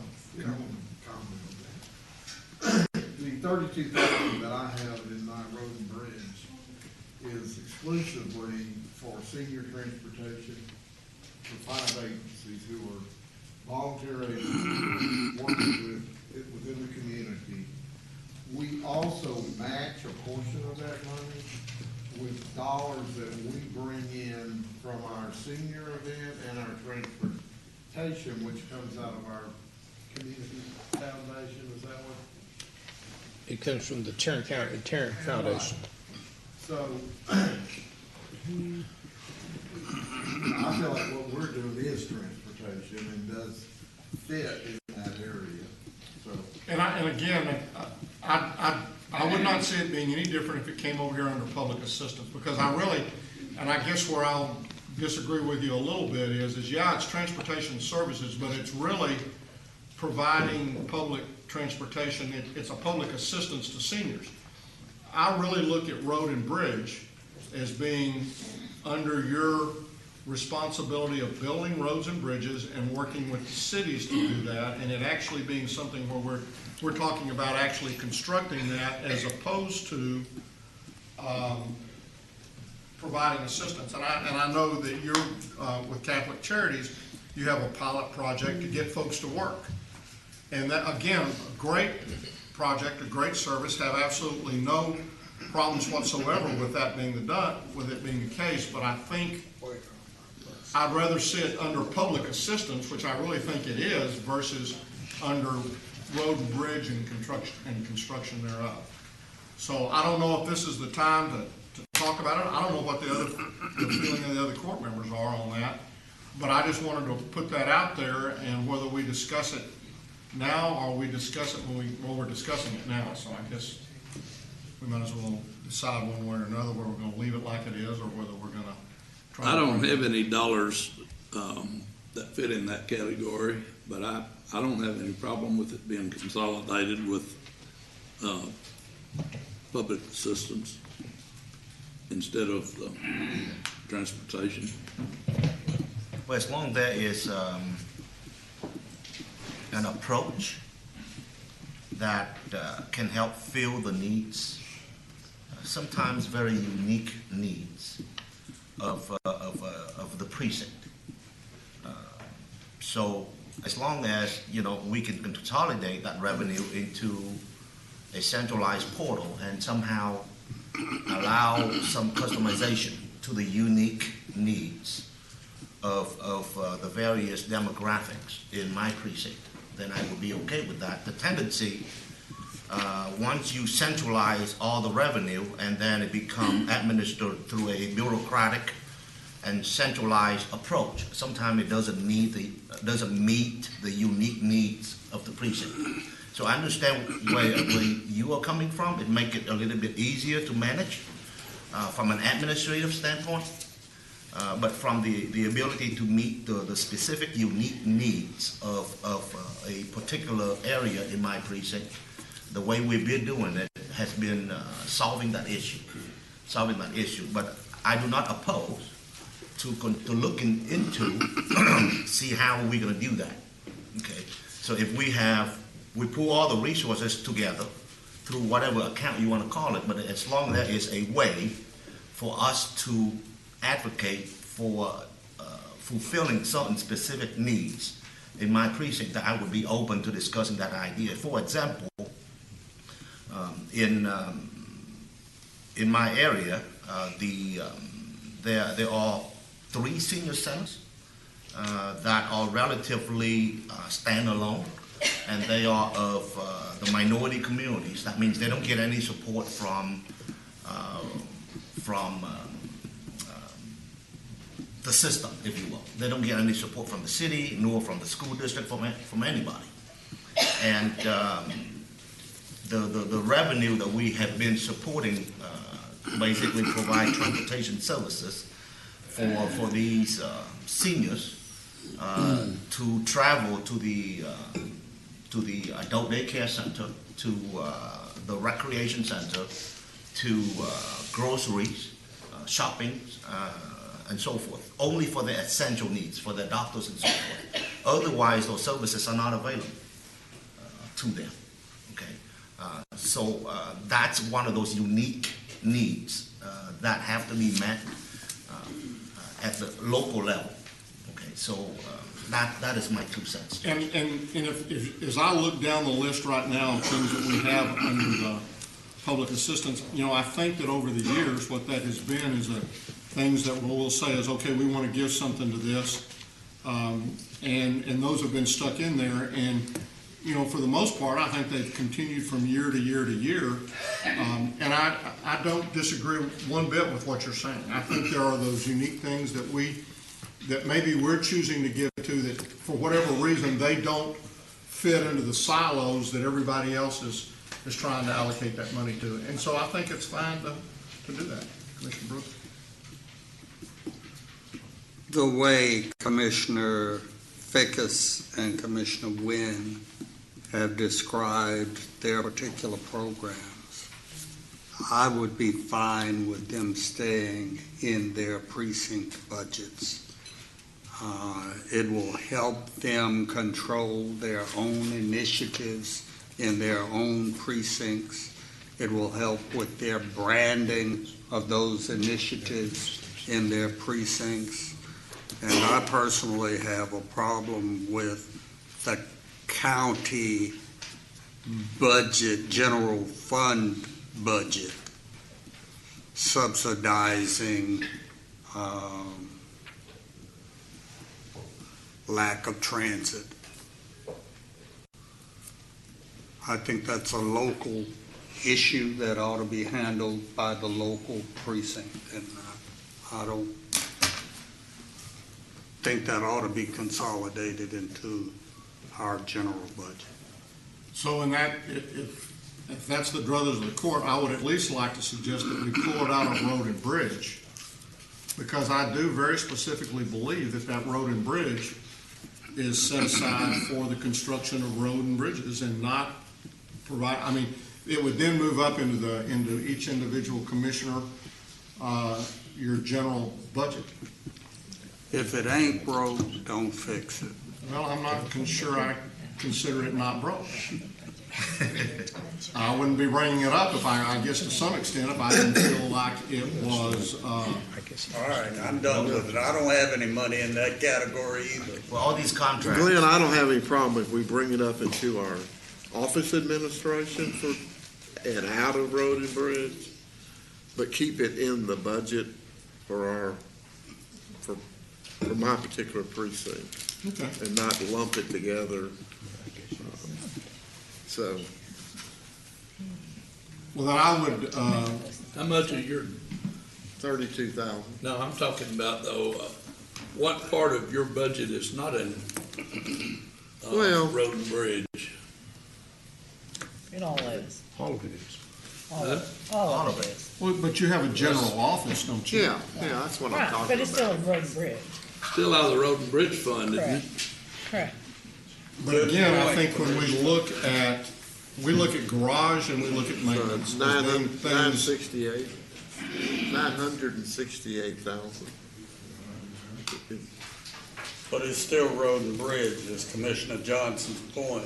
And Well, I think guess- that's a good Well, point. yeah.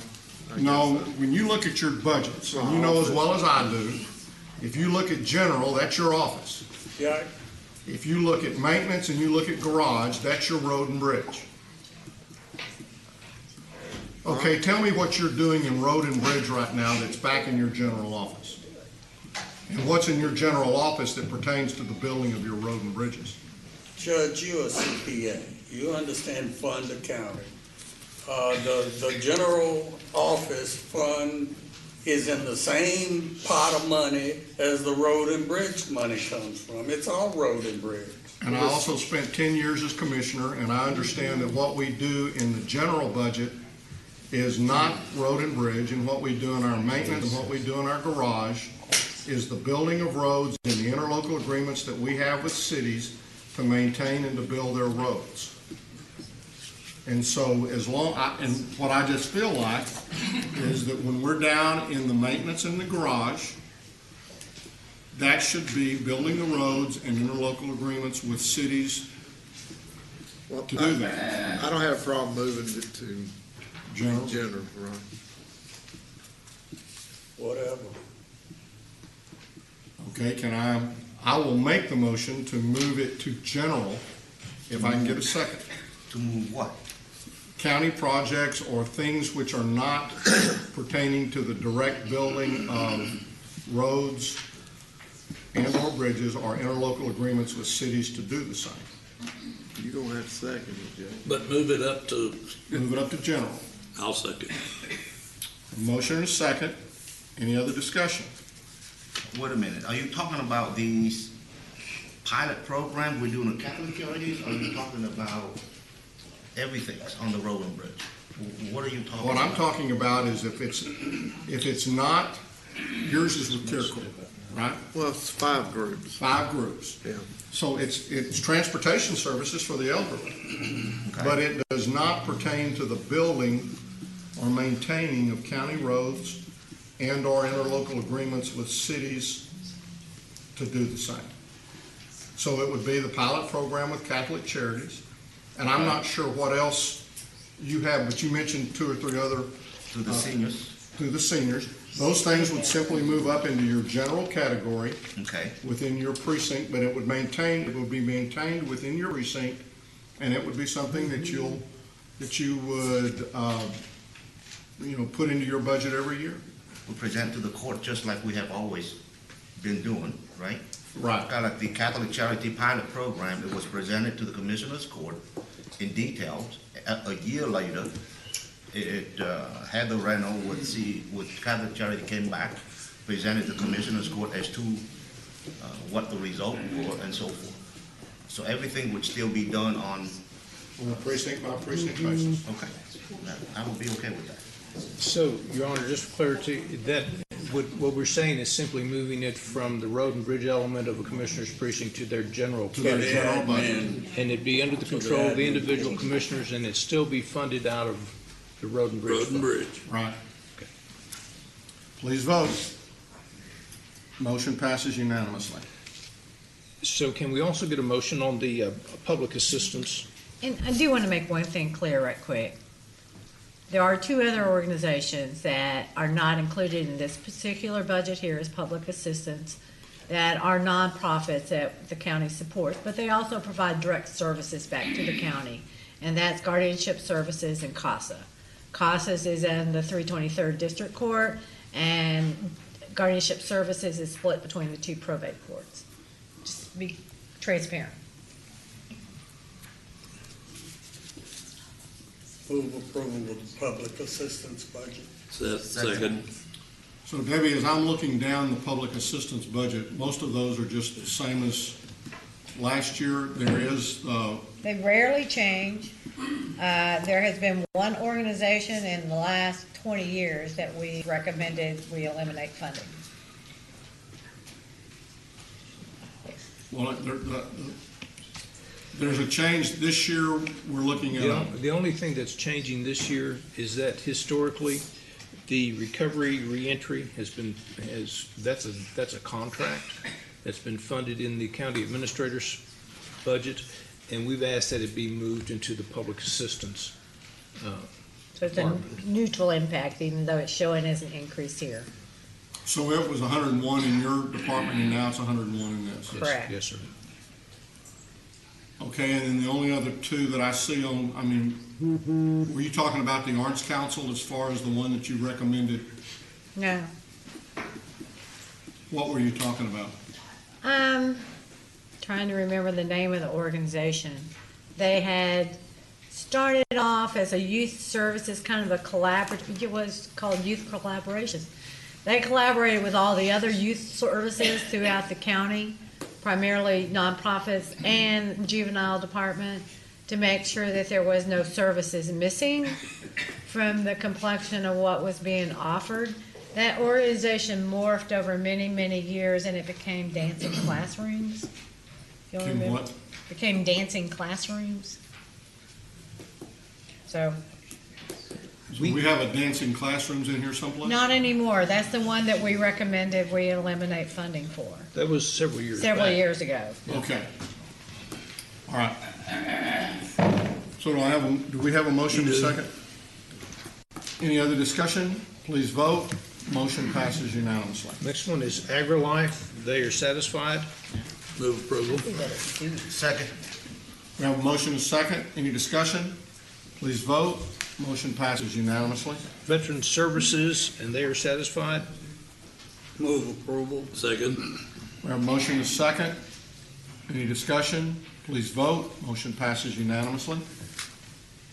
I have Historical Commission Archives, and we're satisfied. Move approval. Second. We have a motion and a second. Any discussion? Please vote. Motion passes unanimously. And we have Resource Connection, It's on a separate tab. and they are satisfied with their budget. Move approval. Second. We have a motion and a second. Any discussion? Please vote.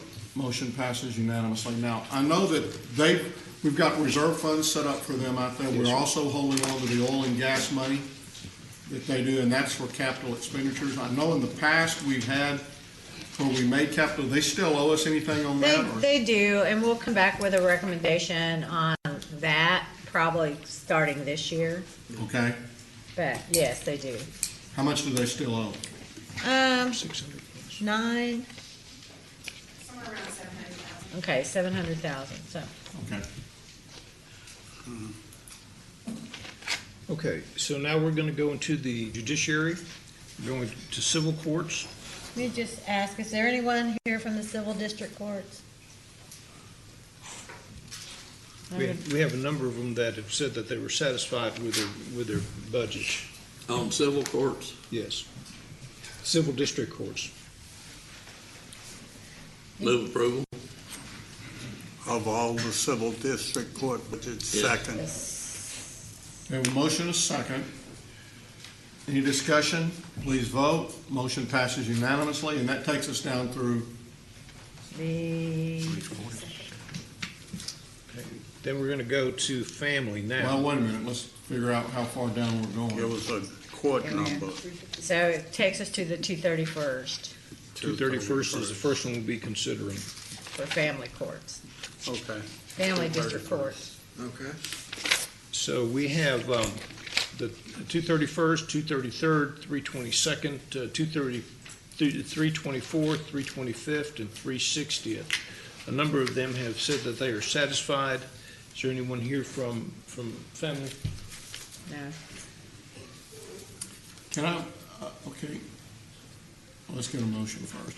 I move approval of the Second. budgets for the family district court. We have a motion and a second. I noticed in all of those, I guess we're reducing the council fees, and that's based upon where we are actually year-to-date and the amount that we're Yes. actually spending?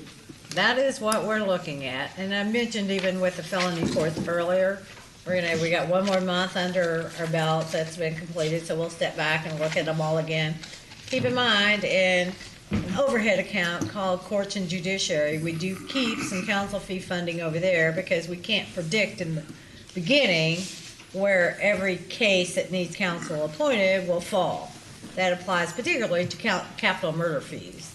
Obviously, that's not what we're dealing with here.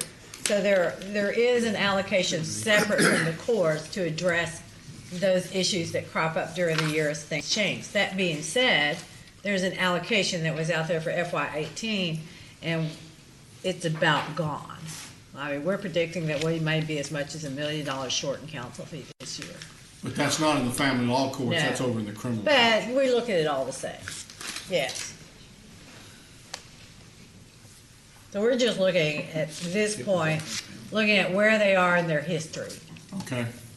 We have a motion and a second to approve all the family courts. Correct. If there's no further discussion, please vote. Motion passes unanimously. We're now going to move into county court at law. County court at law Judge number Pearson 1. is first. Sir. So Judge Pearson is first, and Is there anyone here from county courts? No. okay, then I can have a motion for county court at laws 1 through 3. Move approval. Second. We have a motion and a second. Any discussion? Please vote. Motion passes unanimously. We're now going to move into probate court. Probate court 1 and 2. Is anyone from probate court 1 or 2 here? Move approval. Second. We have a motion and a second. Any discussion?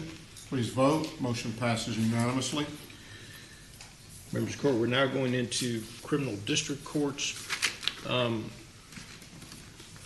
criminal CDC 1. Uh-oh. You just getting up to walk out, right? No, sir. Unless the three judges, and the two criminal district court judges in the back disagree with me, criminal district court judges are satisfied with their budgets. Move approval of all criminal district courts. Second. A motion is second. Any discussion? Please vote. Motion passes unanimously. That was just about as good as getting up and walking out. We're now at the magistrate court.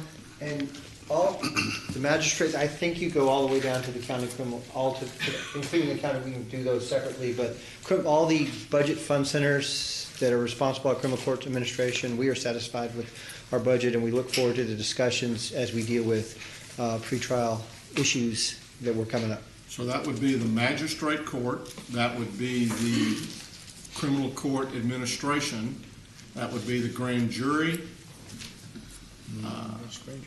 criminal attorney appointment, criminal mental health,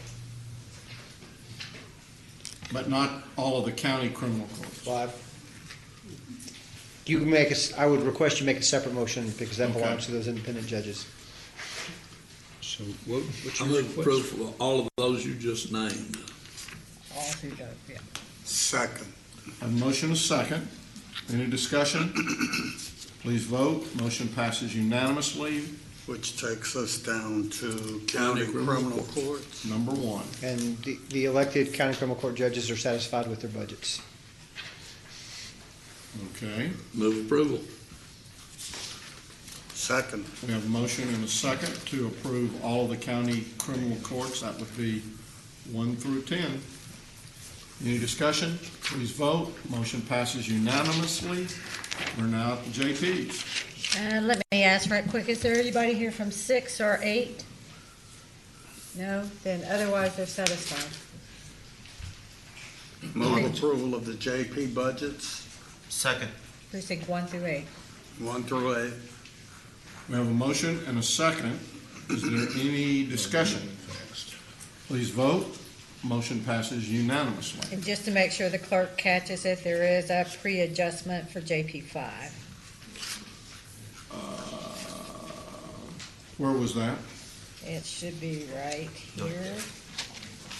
Sorry, I can't make it stop in the right Come place. down a little bit. Okay, just, It's their offsets that are related to their new position. okay. Can you give it, that would be 7,500? Yeah, it's a total of, Well, but wait a minute, I Sorry. want to do it.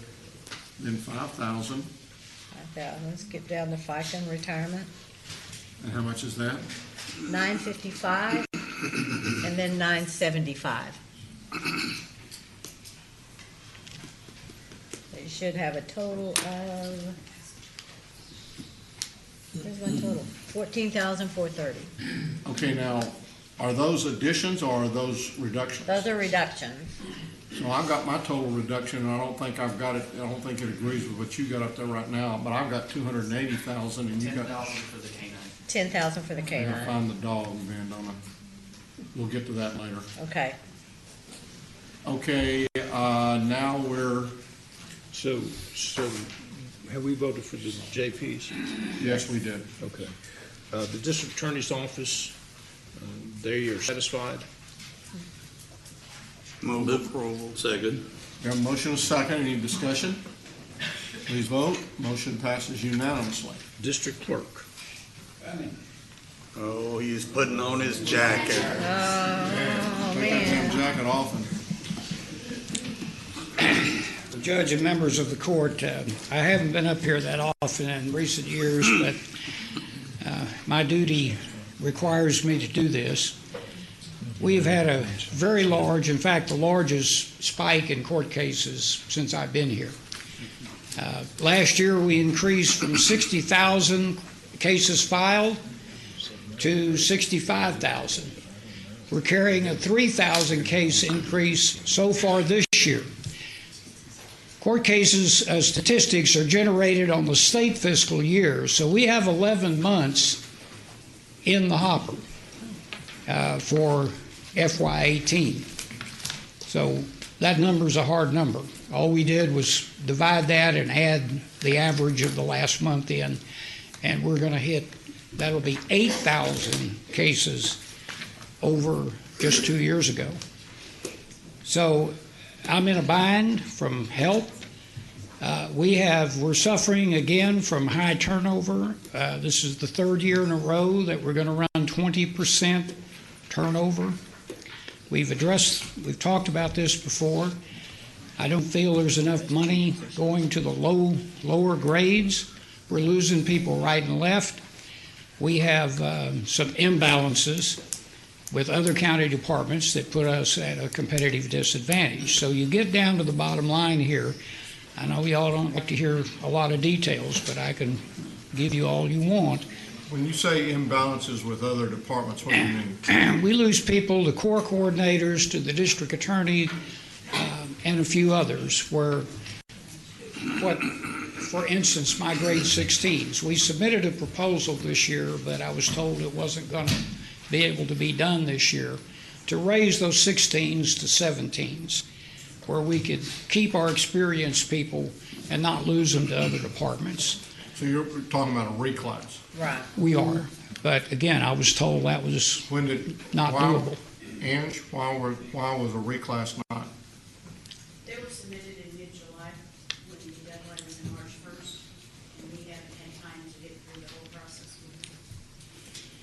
Well, I went to the county administrators, did the county clerk, and we tried to, these are extremely labor intensive to generate the paperwork to get these reclasses. So again, I was told week before last that it just wasn't going to be able to be done. Well, and I understand what you're saying, Tom, and I don't disagree, but I mean, same thing, you've been around here for a while. So you can get it prepared and get the reclasses ready for next year, March 1. And that's what, we've done it. I mean, we've submitted the paperwork now. We were just late, I guess is the best thing you could say.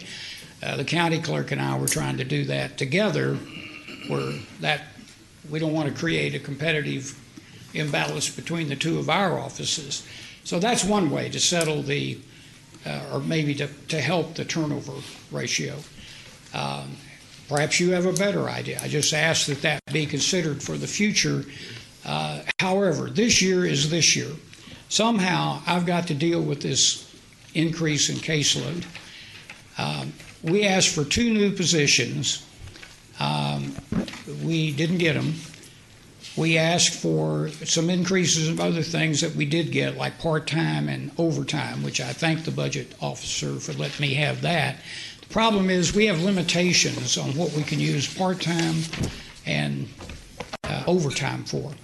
Part-timers are not full-fledged court clerks. It takes 1 year to train a full-fledged court clerk, given the complexity of what we have to do, all of which is mandated by law, the Supreme Court, the local judiciary, and a few other things, the county auditor, not to leave those out.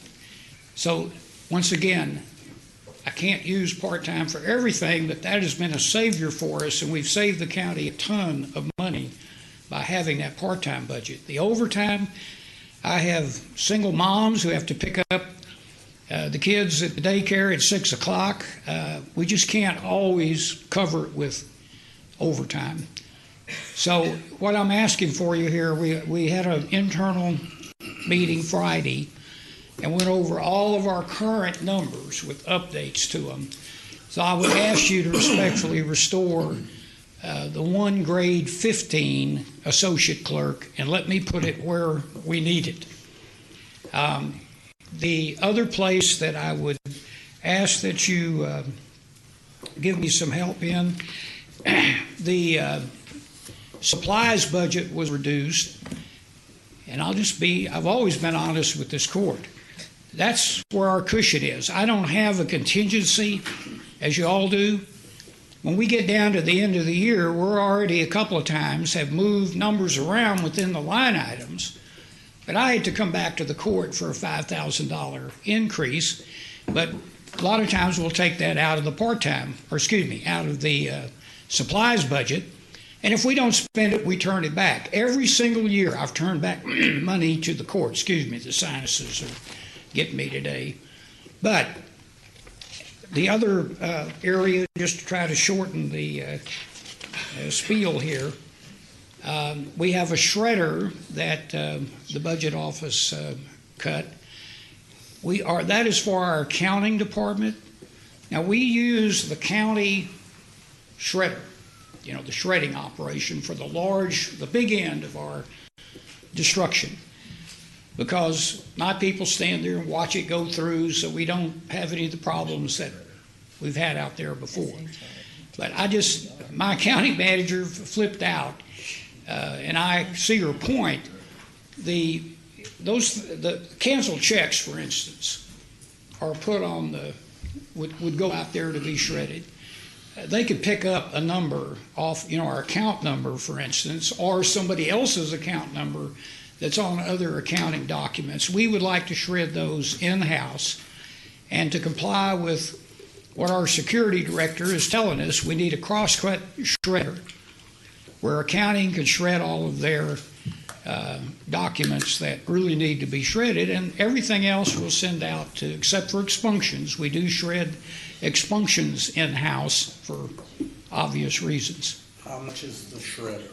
It's right just under $1,000 is what was priced, 9 something. So those 3 items, I don't know why it came out like the sheriff, but we got 3 items that we would ask your consideration, which is well under 1% of our budget. And somehow, if you look at court cases, and all these stats are on my website, if you look at court cases, they'll go up and they'll toddle along in the same area, and then they'll spike up again. There's no rhyme or reason for it. We're going to set a record in felony criminal cases. We've already passed last year's. And there's no rhyme or reason for it. The news media has done studies on it. It doesn't matter what the economic times are. So it's just got to be growth is all that's driving these. And we're at 20,000 felony criminal cases. Our record before was between 18 and 19. And it'll go up a little more before the end of the year. So you're asking for one grade 15? One grade 15. The increase in the supplies budget that gives us... Supply budget and the shredder. And the shredder. Move approval. Second. So, okay, let's define a little bit more about what you're talking about. Because I assume that motion was to put those things back in. Correct. So how much are you talking about in the supplies area? 30,000. 30,000. 25. 25. It says 25 was Yeah, what you... whatever it is, 25 then. But you'd get a little bit extra on there, didn't you?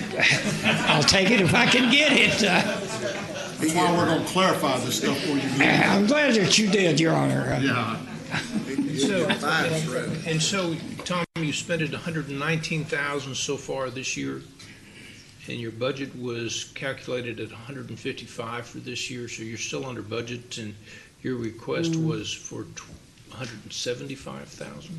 I'm trying to figure out the numbers. What he said was that's where he's got his slush fund. Wow.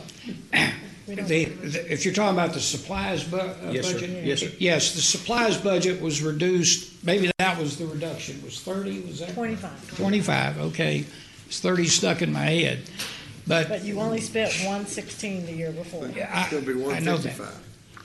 Again, I've told you that's our cushion. We're guessing at it. It's 18 months out that we build the submission to the budget office.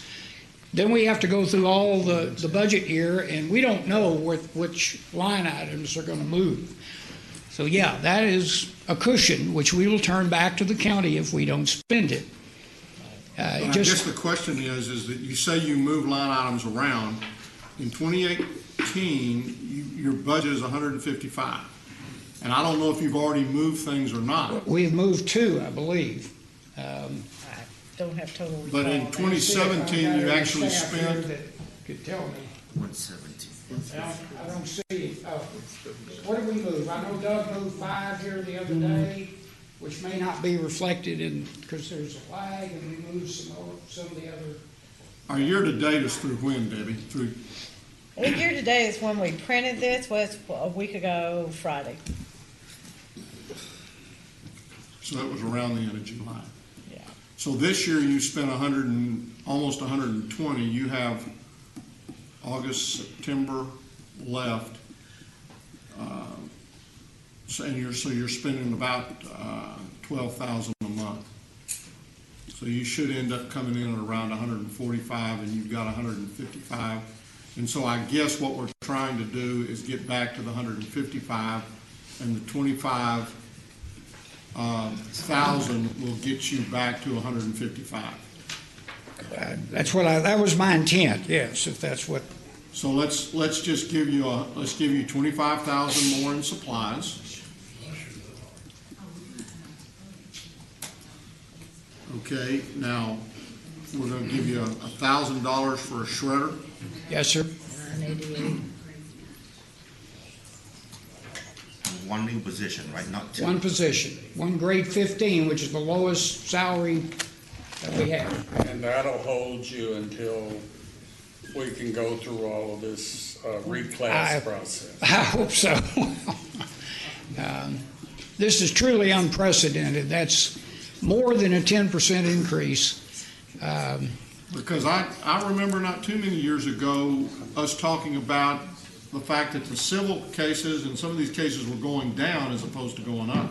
And if you looked at individual, the only thing that went down this year was juvenile after a big spike last year that we covered without any new people. It went down, not juvenile, tax went down a little bit, but not that much. Everything else went up. Attorney General cases, criminal cases, the big departments went up. That's where the increase was. Civil stayed about the same. I think there was I've got the numbers here if I can. Debbie, do you know what that grade 15 is going to cost? 53012. That's with benefits. I'm pretty sure. Let me look at it one more time, please. If you could, and then give me the numbers individually later on. It's salary and fringes. Okay. Okay, so 53. Hold on. well, when you put them in there, I'll get them. But the motion that we have right now is to approve the one grade 15, 25,000 in supplies, $1,000 for a shredder. I have a motion and a second on that. Is there any further discussion? Please vote. Motion passes unanimously. Bless you. Civil cases went up 4%. Don't oversell it, Tom. I know. I'm done. There was a question, though, that was asked. I was just answering it.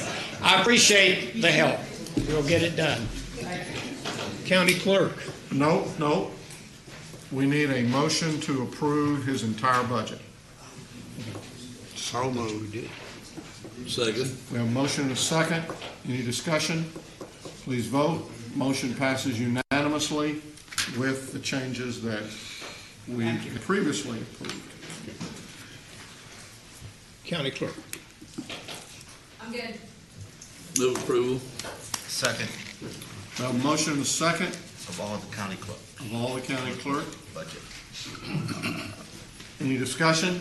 Please vote. Motion passes unanimously. Domestic relations, they're satisfied. Move approval. Second. We have a motion and a second. Any discussion? Please vote. Motion passes unanimously.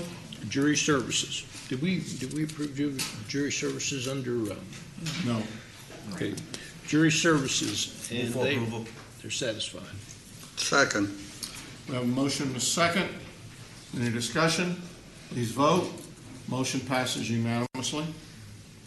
I have special judges. This is a budget we maintain. It's primarily the substitute court reporters and visiting judges for district courts. Move approval. Second. We have a motion and a second. Is there a reason why you've got it going up $70,000 this year? Well, part of it is There is a long-term court reporter who's off on medical leave and has been off the majority of the year. So that's causing an imbalance. Okay. Any discussion? Please vote. Motion passes unanimously. Courts Judiciary. Again, this is another budget we maintain, and I'll focus on these two amounts right here that we have out there for council fees. Those will be distributed throughout the year as the other budgets mature. Of course, capital murders is, So where are they, under year-to-date 2018, you have nothing? nothing Is is the actually, appropriations what you've actually spent? nothing's actually ever spent from this category. The appropriation is taken and moved to the other, primarily criminal courts. So how much have we spent to date? They started at $1 million. Well, I know they started at $1 million. How much have we spent to date? I'm gonna say 1.3. And how would I determine that from looking at this sheet? I would just say what the increase is between the million that's out there and what's currently available. But we anticipate the 610,000 that's left in that budget will be gone by the end of August. It'll be distributed where it's needed by the end of August. Okay. But both of those started with $1 million. Okay. Do we have a That- motion on that yet? I need a motion. Move approval. Second. We have a motion and a second. Any discussion? Please vote. Motion passes unanimously. Members of the court, we are now going into the administration elements of this. It's 10 minutes till 12, and we have lunch available for you. What is your desire? Do you want to Let's take a have lunch lunch. break? Let's break for lunch. Okay, thank you. We're recessed. Okay then.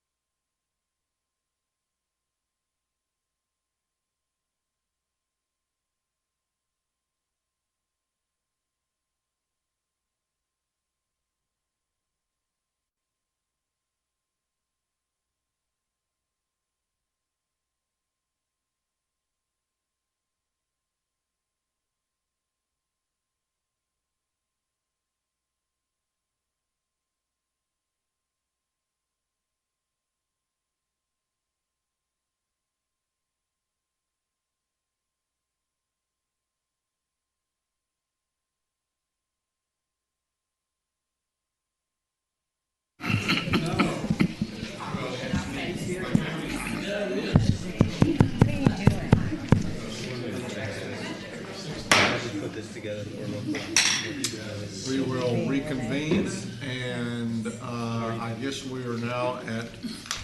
We're under gonna work the on your budget. budget. We're gonna work on mine now, and I'm certainly satisfied with it. And I'll move its approval. I had a lot of questions. Go right ahead. Let's go. I'll second. We got a motion and a second. Any discussion? What are the questions? I'm gonna give everybody an opportunity. I'm not gonna rush through here. Yes, you Please are. vote. Motion passes unanimously. County Administrator, we're satisfied. Move approval. Second. We got motions and seconds. Any discussion? Please vote. Motion passes unanimously. Non-departmental? Of course, non-departmental is where the holder for the merit structure increases for right now, so you see $9.4 million there. Retiree group insurance, various sundry things. I would like to point out that we did include $39,888 for membership in the North Central Texas Regional Certification Agency. Did I say that right? Yes. So that's Thank you. included in there. And listening to what you said earlier about the dues that are paid out of the Road and Bridge Fund, it is here that we'll move those to Tex 21 and NASCO and those. Yeah, are those in the Road and Bridge? They're in Road and Bridge. Okay. But if you want to include all of the Where membership. are they in transportation part of Road and Bridge? There's an overhead of non-departmental in Road and Bridge also. Okay. So there's about 5 organizations, I want to say, that we belong to, that we pay for from Road and Bridge, that we can move over here. Okay. So do you want to talk about Road and Bridge non-departmental also? Is it here too? Yeah, it's next. Is it next? Did I skip it? Oh, there it is. I mean, it's pretty, it's not a lot, except it's also the holder for the Road and Bridge Fund for, I can't make my cursor go where I want to, for salary compensation. And then the $106,000 is for the Dues. various organizations that we belong to countywide. Okay. Again, back up in the Tarrant County non-departmental. I know we talked this morning about that we were not looking for any kind of an increase in the county side of the premiums for health insurance, but at least at this point in time, just from the court member's standpoint, the recommendation that I think is going to come forward from our quote-unquote benefits committee is going to be for a no increase in employee share of premiums also. So that'll be coming forward. And this represents retirees, and again, we're gonna look at this one more time before the budget's approved. We were anticipating some increased retirements during the year, but again, we'll look at that. Odds are, if we move it or do anything with it, it'll just move up to termination pay. So that would cover basically our Tarrant County non-departmental and non-departmental road and bridge. Right. Move approval of each. Second. We have a motion and a second. Any discussion? Please vote. Motion passes unanimously. Debt service. Yeah, that one kinda is what it is.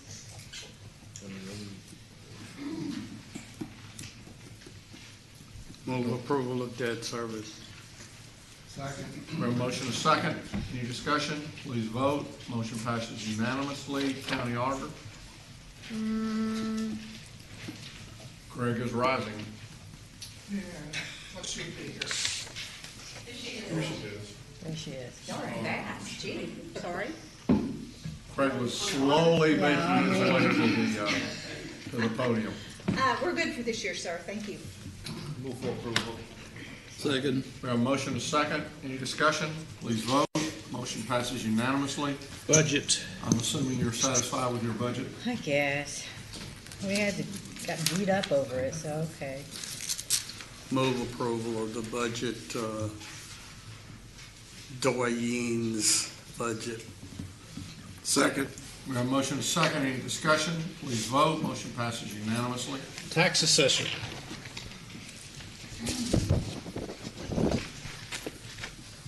Good afternoon. Good afternoon. I have just a few items. They don't amount to a lot of money, but I think it will really help the next tax assessor collector. realizing that I'm only here to the end of the year. The first is a liaison account. That's $500. I never used that as much as I could have, arguably as much as I should have, but I can assure you that a new tax assessor collector is going to need that account. And I would ask that you restore that $500. The next is printing.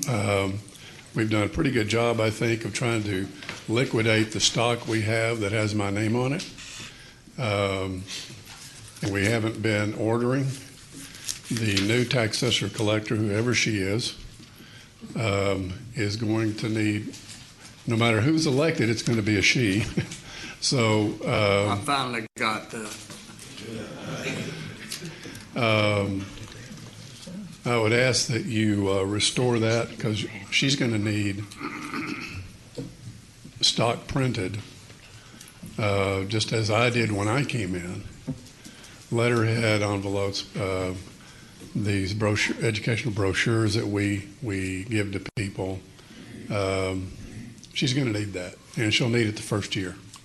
Realize this is not my budget. It's the new tax assessor collector's budget. The last thing is education. I'd like to see some of that restored, and I can talk to Debbie about what that amount should be. But again, the new tax assessor collector, her first year, she's going to be taking a lot of classes. And about 40 hours is required by law the first year. There's a change in the law that's fairly recent that requires certain classes. There's a couple within the first 90 days that they have to take. So I would ask that classes that one has to travel to, can they be taken online? Possibly. There's, well, I can tell you that all of the classes, they're adding some each year that you can take online. But right now, most of them are still being taught, and you have to go to wherever they're being taught. I finished up all my coursework in 2.5 years and never had to leave the area. But it was because all of them were being taught during that time period in this area. But I know that other tax assessor collectors, sometimes they'll have to go to Austin. But what this is really the cost of the course itself. Now, the $28,000, she wouldn't need all of that. I'm just talking about a few thousand of that restored in recognition of the fact that the new tax assessor collector is going to have some cost incurred in taking classes that are required. Okay. So I hear you talking, the line that you're talking about as far as printing, is that the $1,000? It's $4,000. There was $4,000 that was removed from motor vehicle printing and administrative printing. What I'm talking about is mostly administrative printing, but all of this will have, everything that goes out of the office is going to have the new tax assessor collector's name on it. So you're going to have that cost. Okay. There's 500 in the liaison account. Okay, wait a minute. So that's back up under tax administration, and there's 500 under liaison, and you're saying you want that back? Yes. Can I make a comment? Sure. Outside of 5 budgets throughout the county, this is the only place that liaison expense has showed up, outside of those 6. It should have never been there. It actually is something that's started back under Betsy Price. So it's just kind of correcting it with a change in office holder. So where would, I see liaison expense kind of being, and maybe I'm wrong, maybe you have it someplace else, it's an opportunity for the tax assessor collector to go and visit with the various CFOs of the city to talk about things that are going on, collections, different stuff along that type lines, and it would be the ability of that individual to pick up the lunch. That's correct. Is that liaison? It is correct. Liaison. So where, if it's not there, where is it? It's just not something that's widely done throughout the county. Like I said, this is the only place, non-commissioner's court budget that exists. Well, I understand that, but Yeah. I guess I would say, I think that the tax assessor collector is the only one who actually deals with the individual cities. I mean, the sheriff, DA, constables, JPs, they have individual cities that they deal with also. Well, I guess I'll agree to disagree. I can assure you that she will have that expense, whether it's reimbursed or not. And I would suggest it needs to be reimbursed. Okay. So you're looking for $500 in liaison. Okay, now I want to move, now where is the printing. printing? He's saying in every case, there's 3 budgets here, so he's saying it in all 3 of them. Well, are you saying it in all 3 of them, or are you saying the liaison first off in the administration only? It's only there.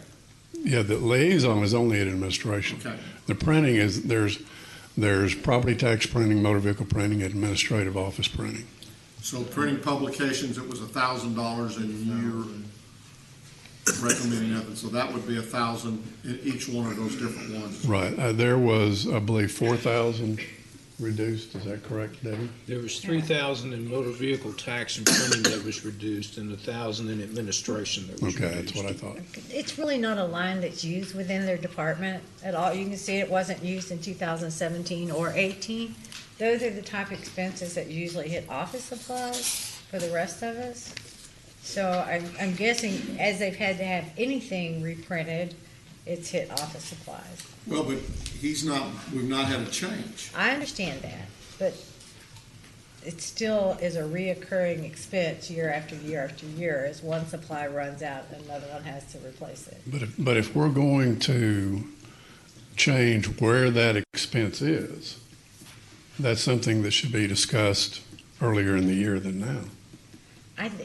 Ron, there's nothing that's been charged there for 2 Well, years. but wait a minute, okay, I guess here's the deal. If it's been charged to other places, Right. then, and if you're gonna do away with the line, then why would you take the amount of appropriations this year and move it up? Where do you say it was, in office supplies? Probably in supplies, of which there is, I mean, Which you had appropriated 4,000 in 18, and we spent 4,800 in 17. but if you go down to motor vehicle, and there are generous amounts left there, which is where a majority of their printing expense hits. And you're only talking about letterhead and stuff that. Well, no, wait a minute, you said office supplies, motor vehicle. I show that in 18, you had 40,000 appropriated, and the year before, we spent 46,000. That's correct. So it's not that we've got left over. Okay. And we've expended today out of that 40,000, 24,000, and the budget office is recommending 42,000, which is a little bit more than what was appropriated in 18. But we weren't ordering stock for a new tax assessor last year. You will be next year. So a total of $4,000 in addition. Right. For the printing and publication. That's what I would recommend. Okay, so I'm looking. $4,000 per budget? No, I think, No, here's total. what I'm looking at, No, and tell me total. if I'm wrong if we go down it. I'm looking at adding $500 to liaison expense in administration, adding 1,000 in, excuse me, I got that Admin. online. Admin printing. In admin printing, For supplies. no. I mean, if you want to kill the line and move it up into Well, and let supplies, me tell you where it becomes unique. In the next department, which is ad valorem, the printing is where we print the tax statements, which has gone down tremendously. That's where, and it's an outside printing job. All the graphics, all normal letterhead, majority of our envelopes comes from graphics, which is supplies. okay, so if that were the case, then what we would be talking about is we're going to increase supplies by an additional $1,000, and we're going to do away with that printing publications line under administration. Right. And we've already done that, I think. It doesn't matter to me where it is. I understand. Right. Just wanted to, okay, so now we've got, in administration, we have an extra 1,000 in computer supplies. Did I put that in the wrong place? No, it's under supply. Now, you were all, Not computer supplies. not just regular supplies. So we're gonna go from 6,050 to 7,050. We're gonna increase liaison expense by 500. Now I'm down in motor vehicles. And supplies is gonna go up there by 4,000 additional dollars. 3,000. 3,000. 3,000.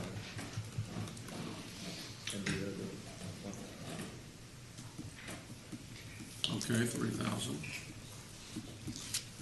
And That's it. that's it, I think. And the education, On the education, would that be under the administrative one or under the, probably under administration? Probably administration, yeah, because it's tax assessor collectors stuff. And you're saying it didn't need to go all the way up to 27? No, What's because that recommended? included much more. So maybe I 22? think probably. So add 5,000 to that? Yeah, I think that'd be it. Be good.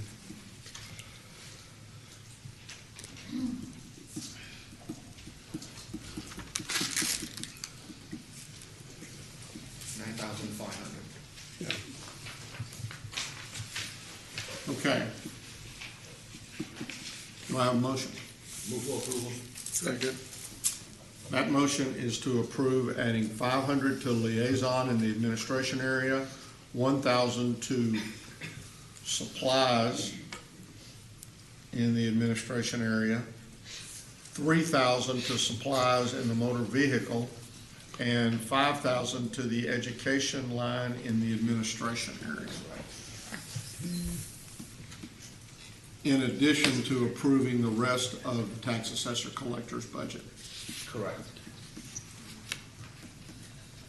Is there any other discussion? Please vote. Motion passes unanimously. I have one last comment, if I may. I would not ask for myself, but I will tell you that the car allowance for the tax assessor collector has not been adjusted in a very long time, and I hope that in the next couple of years, you will have that discussion. Thank you. Thank you. Thank you. Elections is satisfied with the budget. Move approval. Second. We have a motion and a second. Within the elections, just to mention, we've got in there new equipment. And we've got how much set aside for new equipment? 14 million? 14 million from previous years, not in From this previous year, so we're not adding anything to it this year. No. It's not in the budget, is it? It doesn't show under elections. It's No, in the it's- capital budget. It was funded in 17 and 18. No. Any other discussion? Please vote. Motion passes unanimously. Information technology.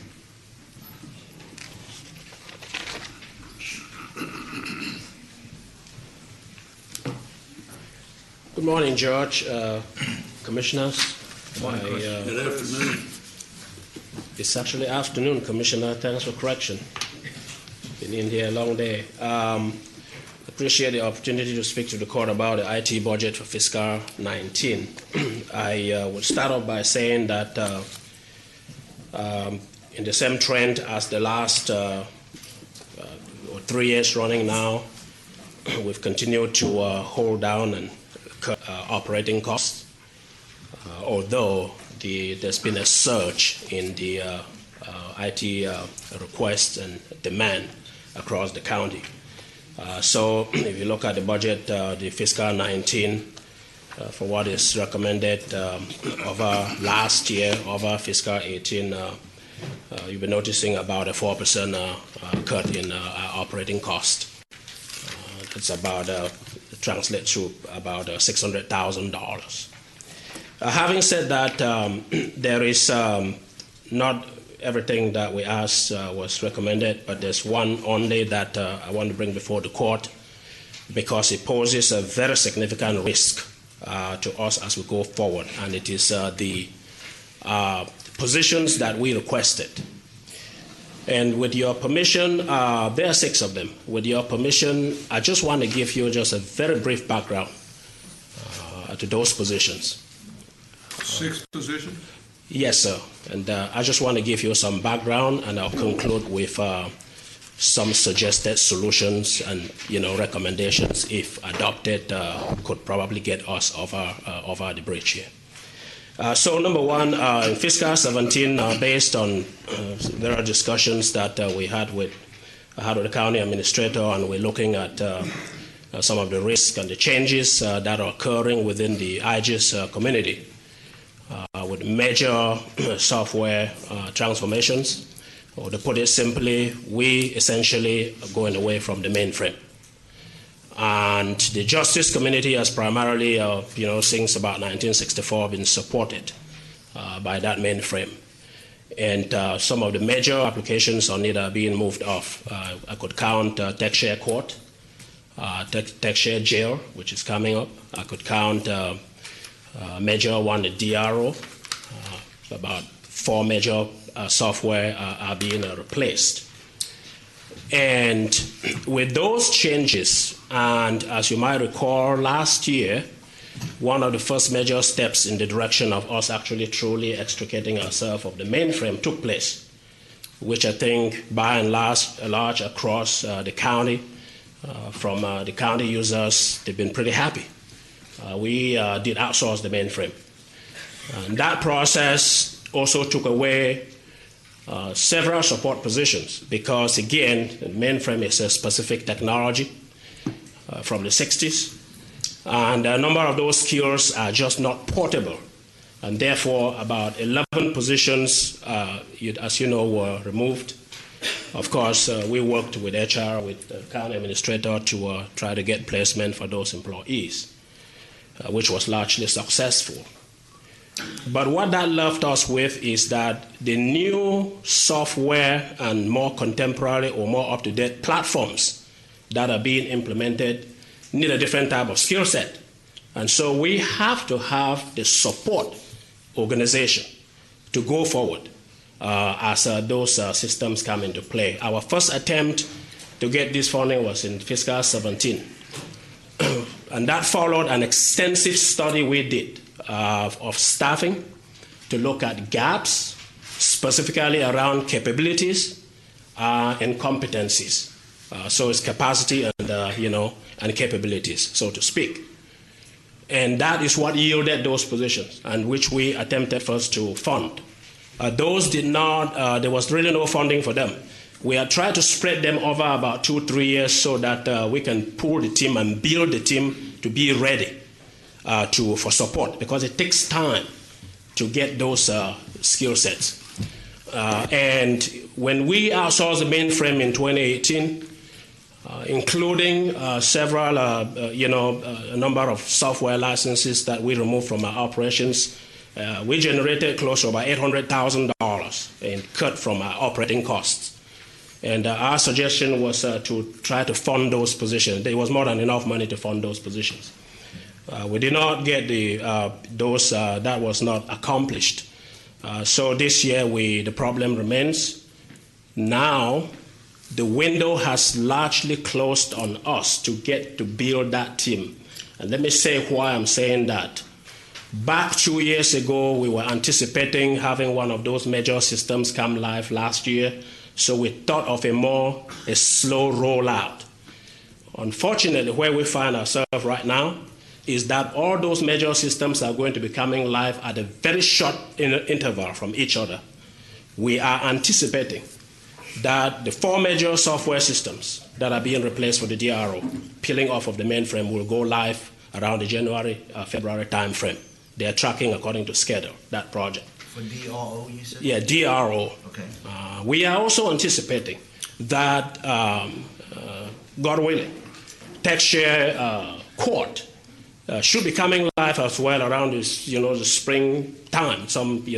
Those are I'm not taking us to that particular discussion, but I'm just throwing that out there so you see how they're coming live. TechShare Jail is also coming live. Sometime maybe mid-year towards the end of the year, again, if everything tracks according to schedule. What we are talking about here is essentially what you can call the equivalent of an ERP implementation for the justice community. Call it the SAP equivalent. And preparations to make, to support those systems. We have to be ready, because if we are not ready, we will see a significant risk to a disruption in support for the justice community, because if they go off the mainframe is going to be decommissioned, and they're going to rely 100% on these software systems which have to talk to each other. So that's where we are. That's the genesis of the last couple of years of attempting to get the funding for these positions to build that support organization. So having said that, because these still haven't, one alone was recommended to be funded this year, I got back from vacation here, got my recommended budget, very short time, but what I tried to do was to come up with some suggestions. And I'm putting before the court this morning some requests here this afternoon to Commissioner, my brains are still in the morning, but I appreciate the correction. I'm putting before you a request here this morning, which is really some suggestions for how I think we could solve this problem. My desire had always been to try to solve it in a budget neutral way, and that's still where I'm trying to get today. With that said, let me share this with you. I put my thoughts on paper so that I can stay on message. Have you discussed this with Debbie? No, I didn't have any time to discuss this with Ms. Schneider. They had not really reached back out to me since I made the submission to them. So I just found out that they didn't fund this. They'd rather put all this together this morning.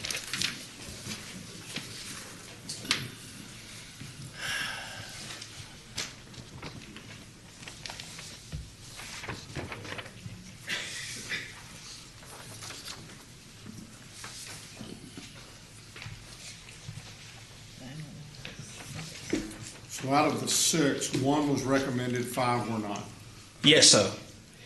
And so I'll pick up from there, Your Honor. So number 1 is recommended.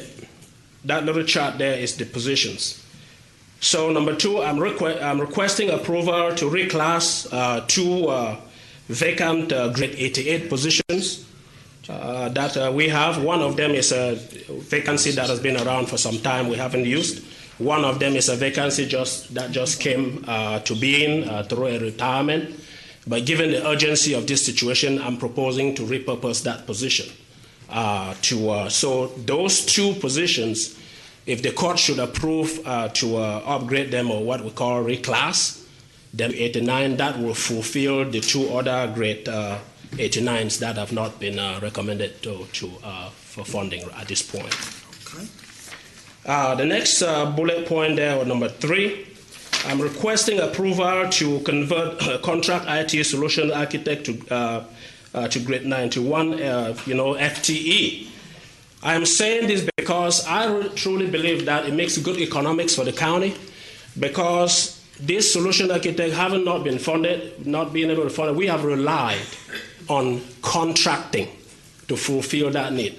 And we've had a contractor, they've been here, we've funded this, through prosecutor, it's almost been 3 years, 4 years. And last year alone, the information you see here, we paid $176,000 for that. I believe that if I have an allowance of 110 to 115, I can hire a FTE full-time solution architect that will be, with benefits, it probably be about 136, 140. That will still be cheaper than our perpetual dependence on the contracting resource here, because the downside we have, and I can't put a monetary cost on that, is these contractors, they work away with all of the knowledge that is gained, and that constantly puts us limping along. So that is the suggestion that I'm giving there. If we can move along to the next page, Your Honor, court members, it's front and back, this sheet of paper I handed to you. Number 4 is I'm requesting the approval to convert a contract business analyst backfill to grade 90 full-time. What is going on here as well is that because I haven't had this, the 1BA lead business analyst position that I requested funded, what is happening then is that we are perpetually dependent on contracting resources, and I have had to reallocate 5 of BAs that we have, business analysts. I've had to reallocate 2 of them completely full-time, working for our court implementation for the last 2 years. And they are not available, and I'm relying on 3 only for the rest of the county. And so we've had to have 2 staff augmentation business analysts, senior BAs, backfilling. And I'm saying that if you look at the box below that says combined cost of 2 contract business analysts, fiscal 17 we spent about $137,000, fiscal 16 $190,000. My sense is that it makes good economics in the context that we don't quite see a way out of this. These positions, these resources will be needed on a perpetual basis as we go forward. My recommendation to the court is to consider conversion of this contract spend to FTEs. It seems like we might actually be saving a little bit of money doing that. But not only that, keeping the knowledge to support these IG's software new environments going forward. And with that, number 5, we would then be down to just the supervisor that we proposed for that group to hold that team together. That will be the one that I do not have a very specific right now. I've combed through my org chart, to look for possibilities, but I'm asking for the court to assist us with funding that one position. Yes. Correct me if I'm wrong, or if y'all feel differently. There's a lot of stuff that you just outlined. You've outlined doing away with certain positions. You've outlined taking contracting positions. And this is something that I feel like you need to spend some time with Debbie in the budget office and not expect us to go through that process without having first had an opportunity for her to sit down and go through it. So I would like to put all of these on a to be considered. I would agree with that. And I think that it needs to be discussed with the budget office so that she will understand all of the ramifications of what he's suggesting. But what he's suggesting is creative, and in the long run, it saves us money, and it retains critical knowledge in-house, which is a net plus for us. I think it's a good proposal. I would just ask that you, we'll put all this on the to be considered and let you get with Debbie, and let's be specific about what we're eliminating and what we're reducing contract by, so that we don't have any misunderstandings about who's going away and who's not going away. Yes, sir. So let me ask you this: of the services that we have been running through the mainframe, those services will eventually be replaced with the court, tax share court, right? It will also be replaced by the tax share JMS. And as well as prosecutor, as well as that entire DR, suite yes. of programs. It's an entire suite of, yes. So the long-term strategic sustainability of the entire tax share suite, if I may call it that, is we need to build in internal capability. That's correct. To provide that support and to sustain it. Yes, Whether sir. I like it or not, it is the way of the future. So what you are proposing, instead of depending on contracting and then allowing those contractors to walk away with the institutional knowledge, maybe we should retain that knowledge in-house. Yes, sir. And being able to retain not only the expertise, but also the saving, which is, to me, is a sound proposal, but I agree with the judge. We need to vet it further through the budget office. So I would support your proposal, Judge. And I would just say that I was, as y'all all know, I talked with 25-year-plus employees, and when I asked them about memorable moments, and one of them yesterday said, the fact that we're going to be off mainframe in 2 years. And I said, you mean 2 years in the future? He says, no, I've heard this for the 25 years I've been on the court. That's hilarious. And it was the dream that we were going to be off the mainframe in 2 years. So, And we are now off the main. The mainframe is no longer here. We just moved it into the cloud. Just somebody else maintains. No, we still got it. It's just that we don't got it. Yes, we have the first step of it implemented, sir. Yes, the first step is hosting it by someone else. And then the next step is completion of this software. We will actually then... And I think I'm real fine with somebody else hosting it, but that kind of goes counter to what you just said about you wanted the expertise in-house and you didn't want them to walk out, the knowledge to walk out the door. No, sir, I do not want mainframe expertise because that's not our long-term future. But That's why I want someone else to handle it now. And I'm agreeing, and I'll go back to what the guy said, for every 2 years, we were gonna be off the mainframe in 2 years.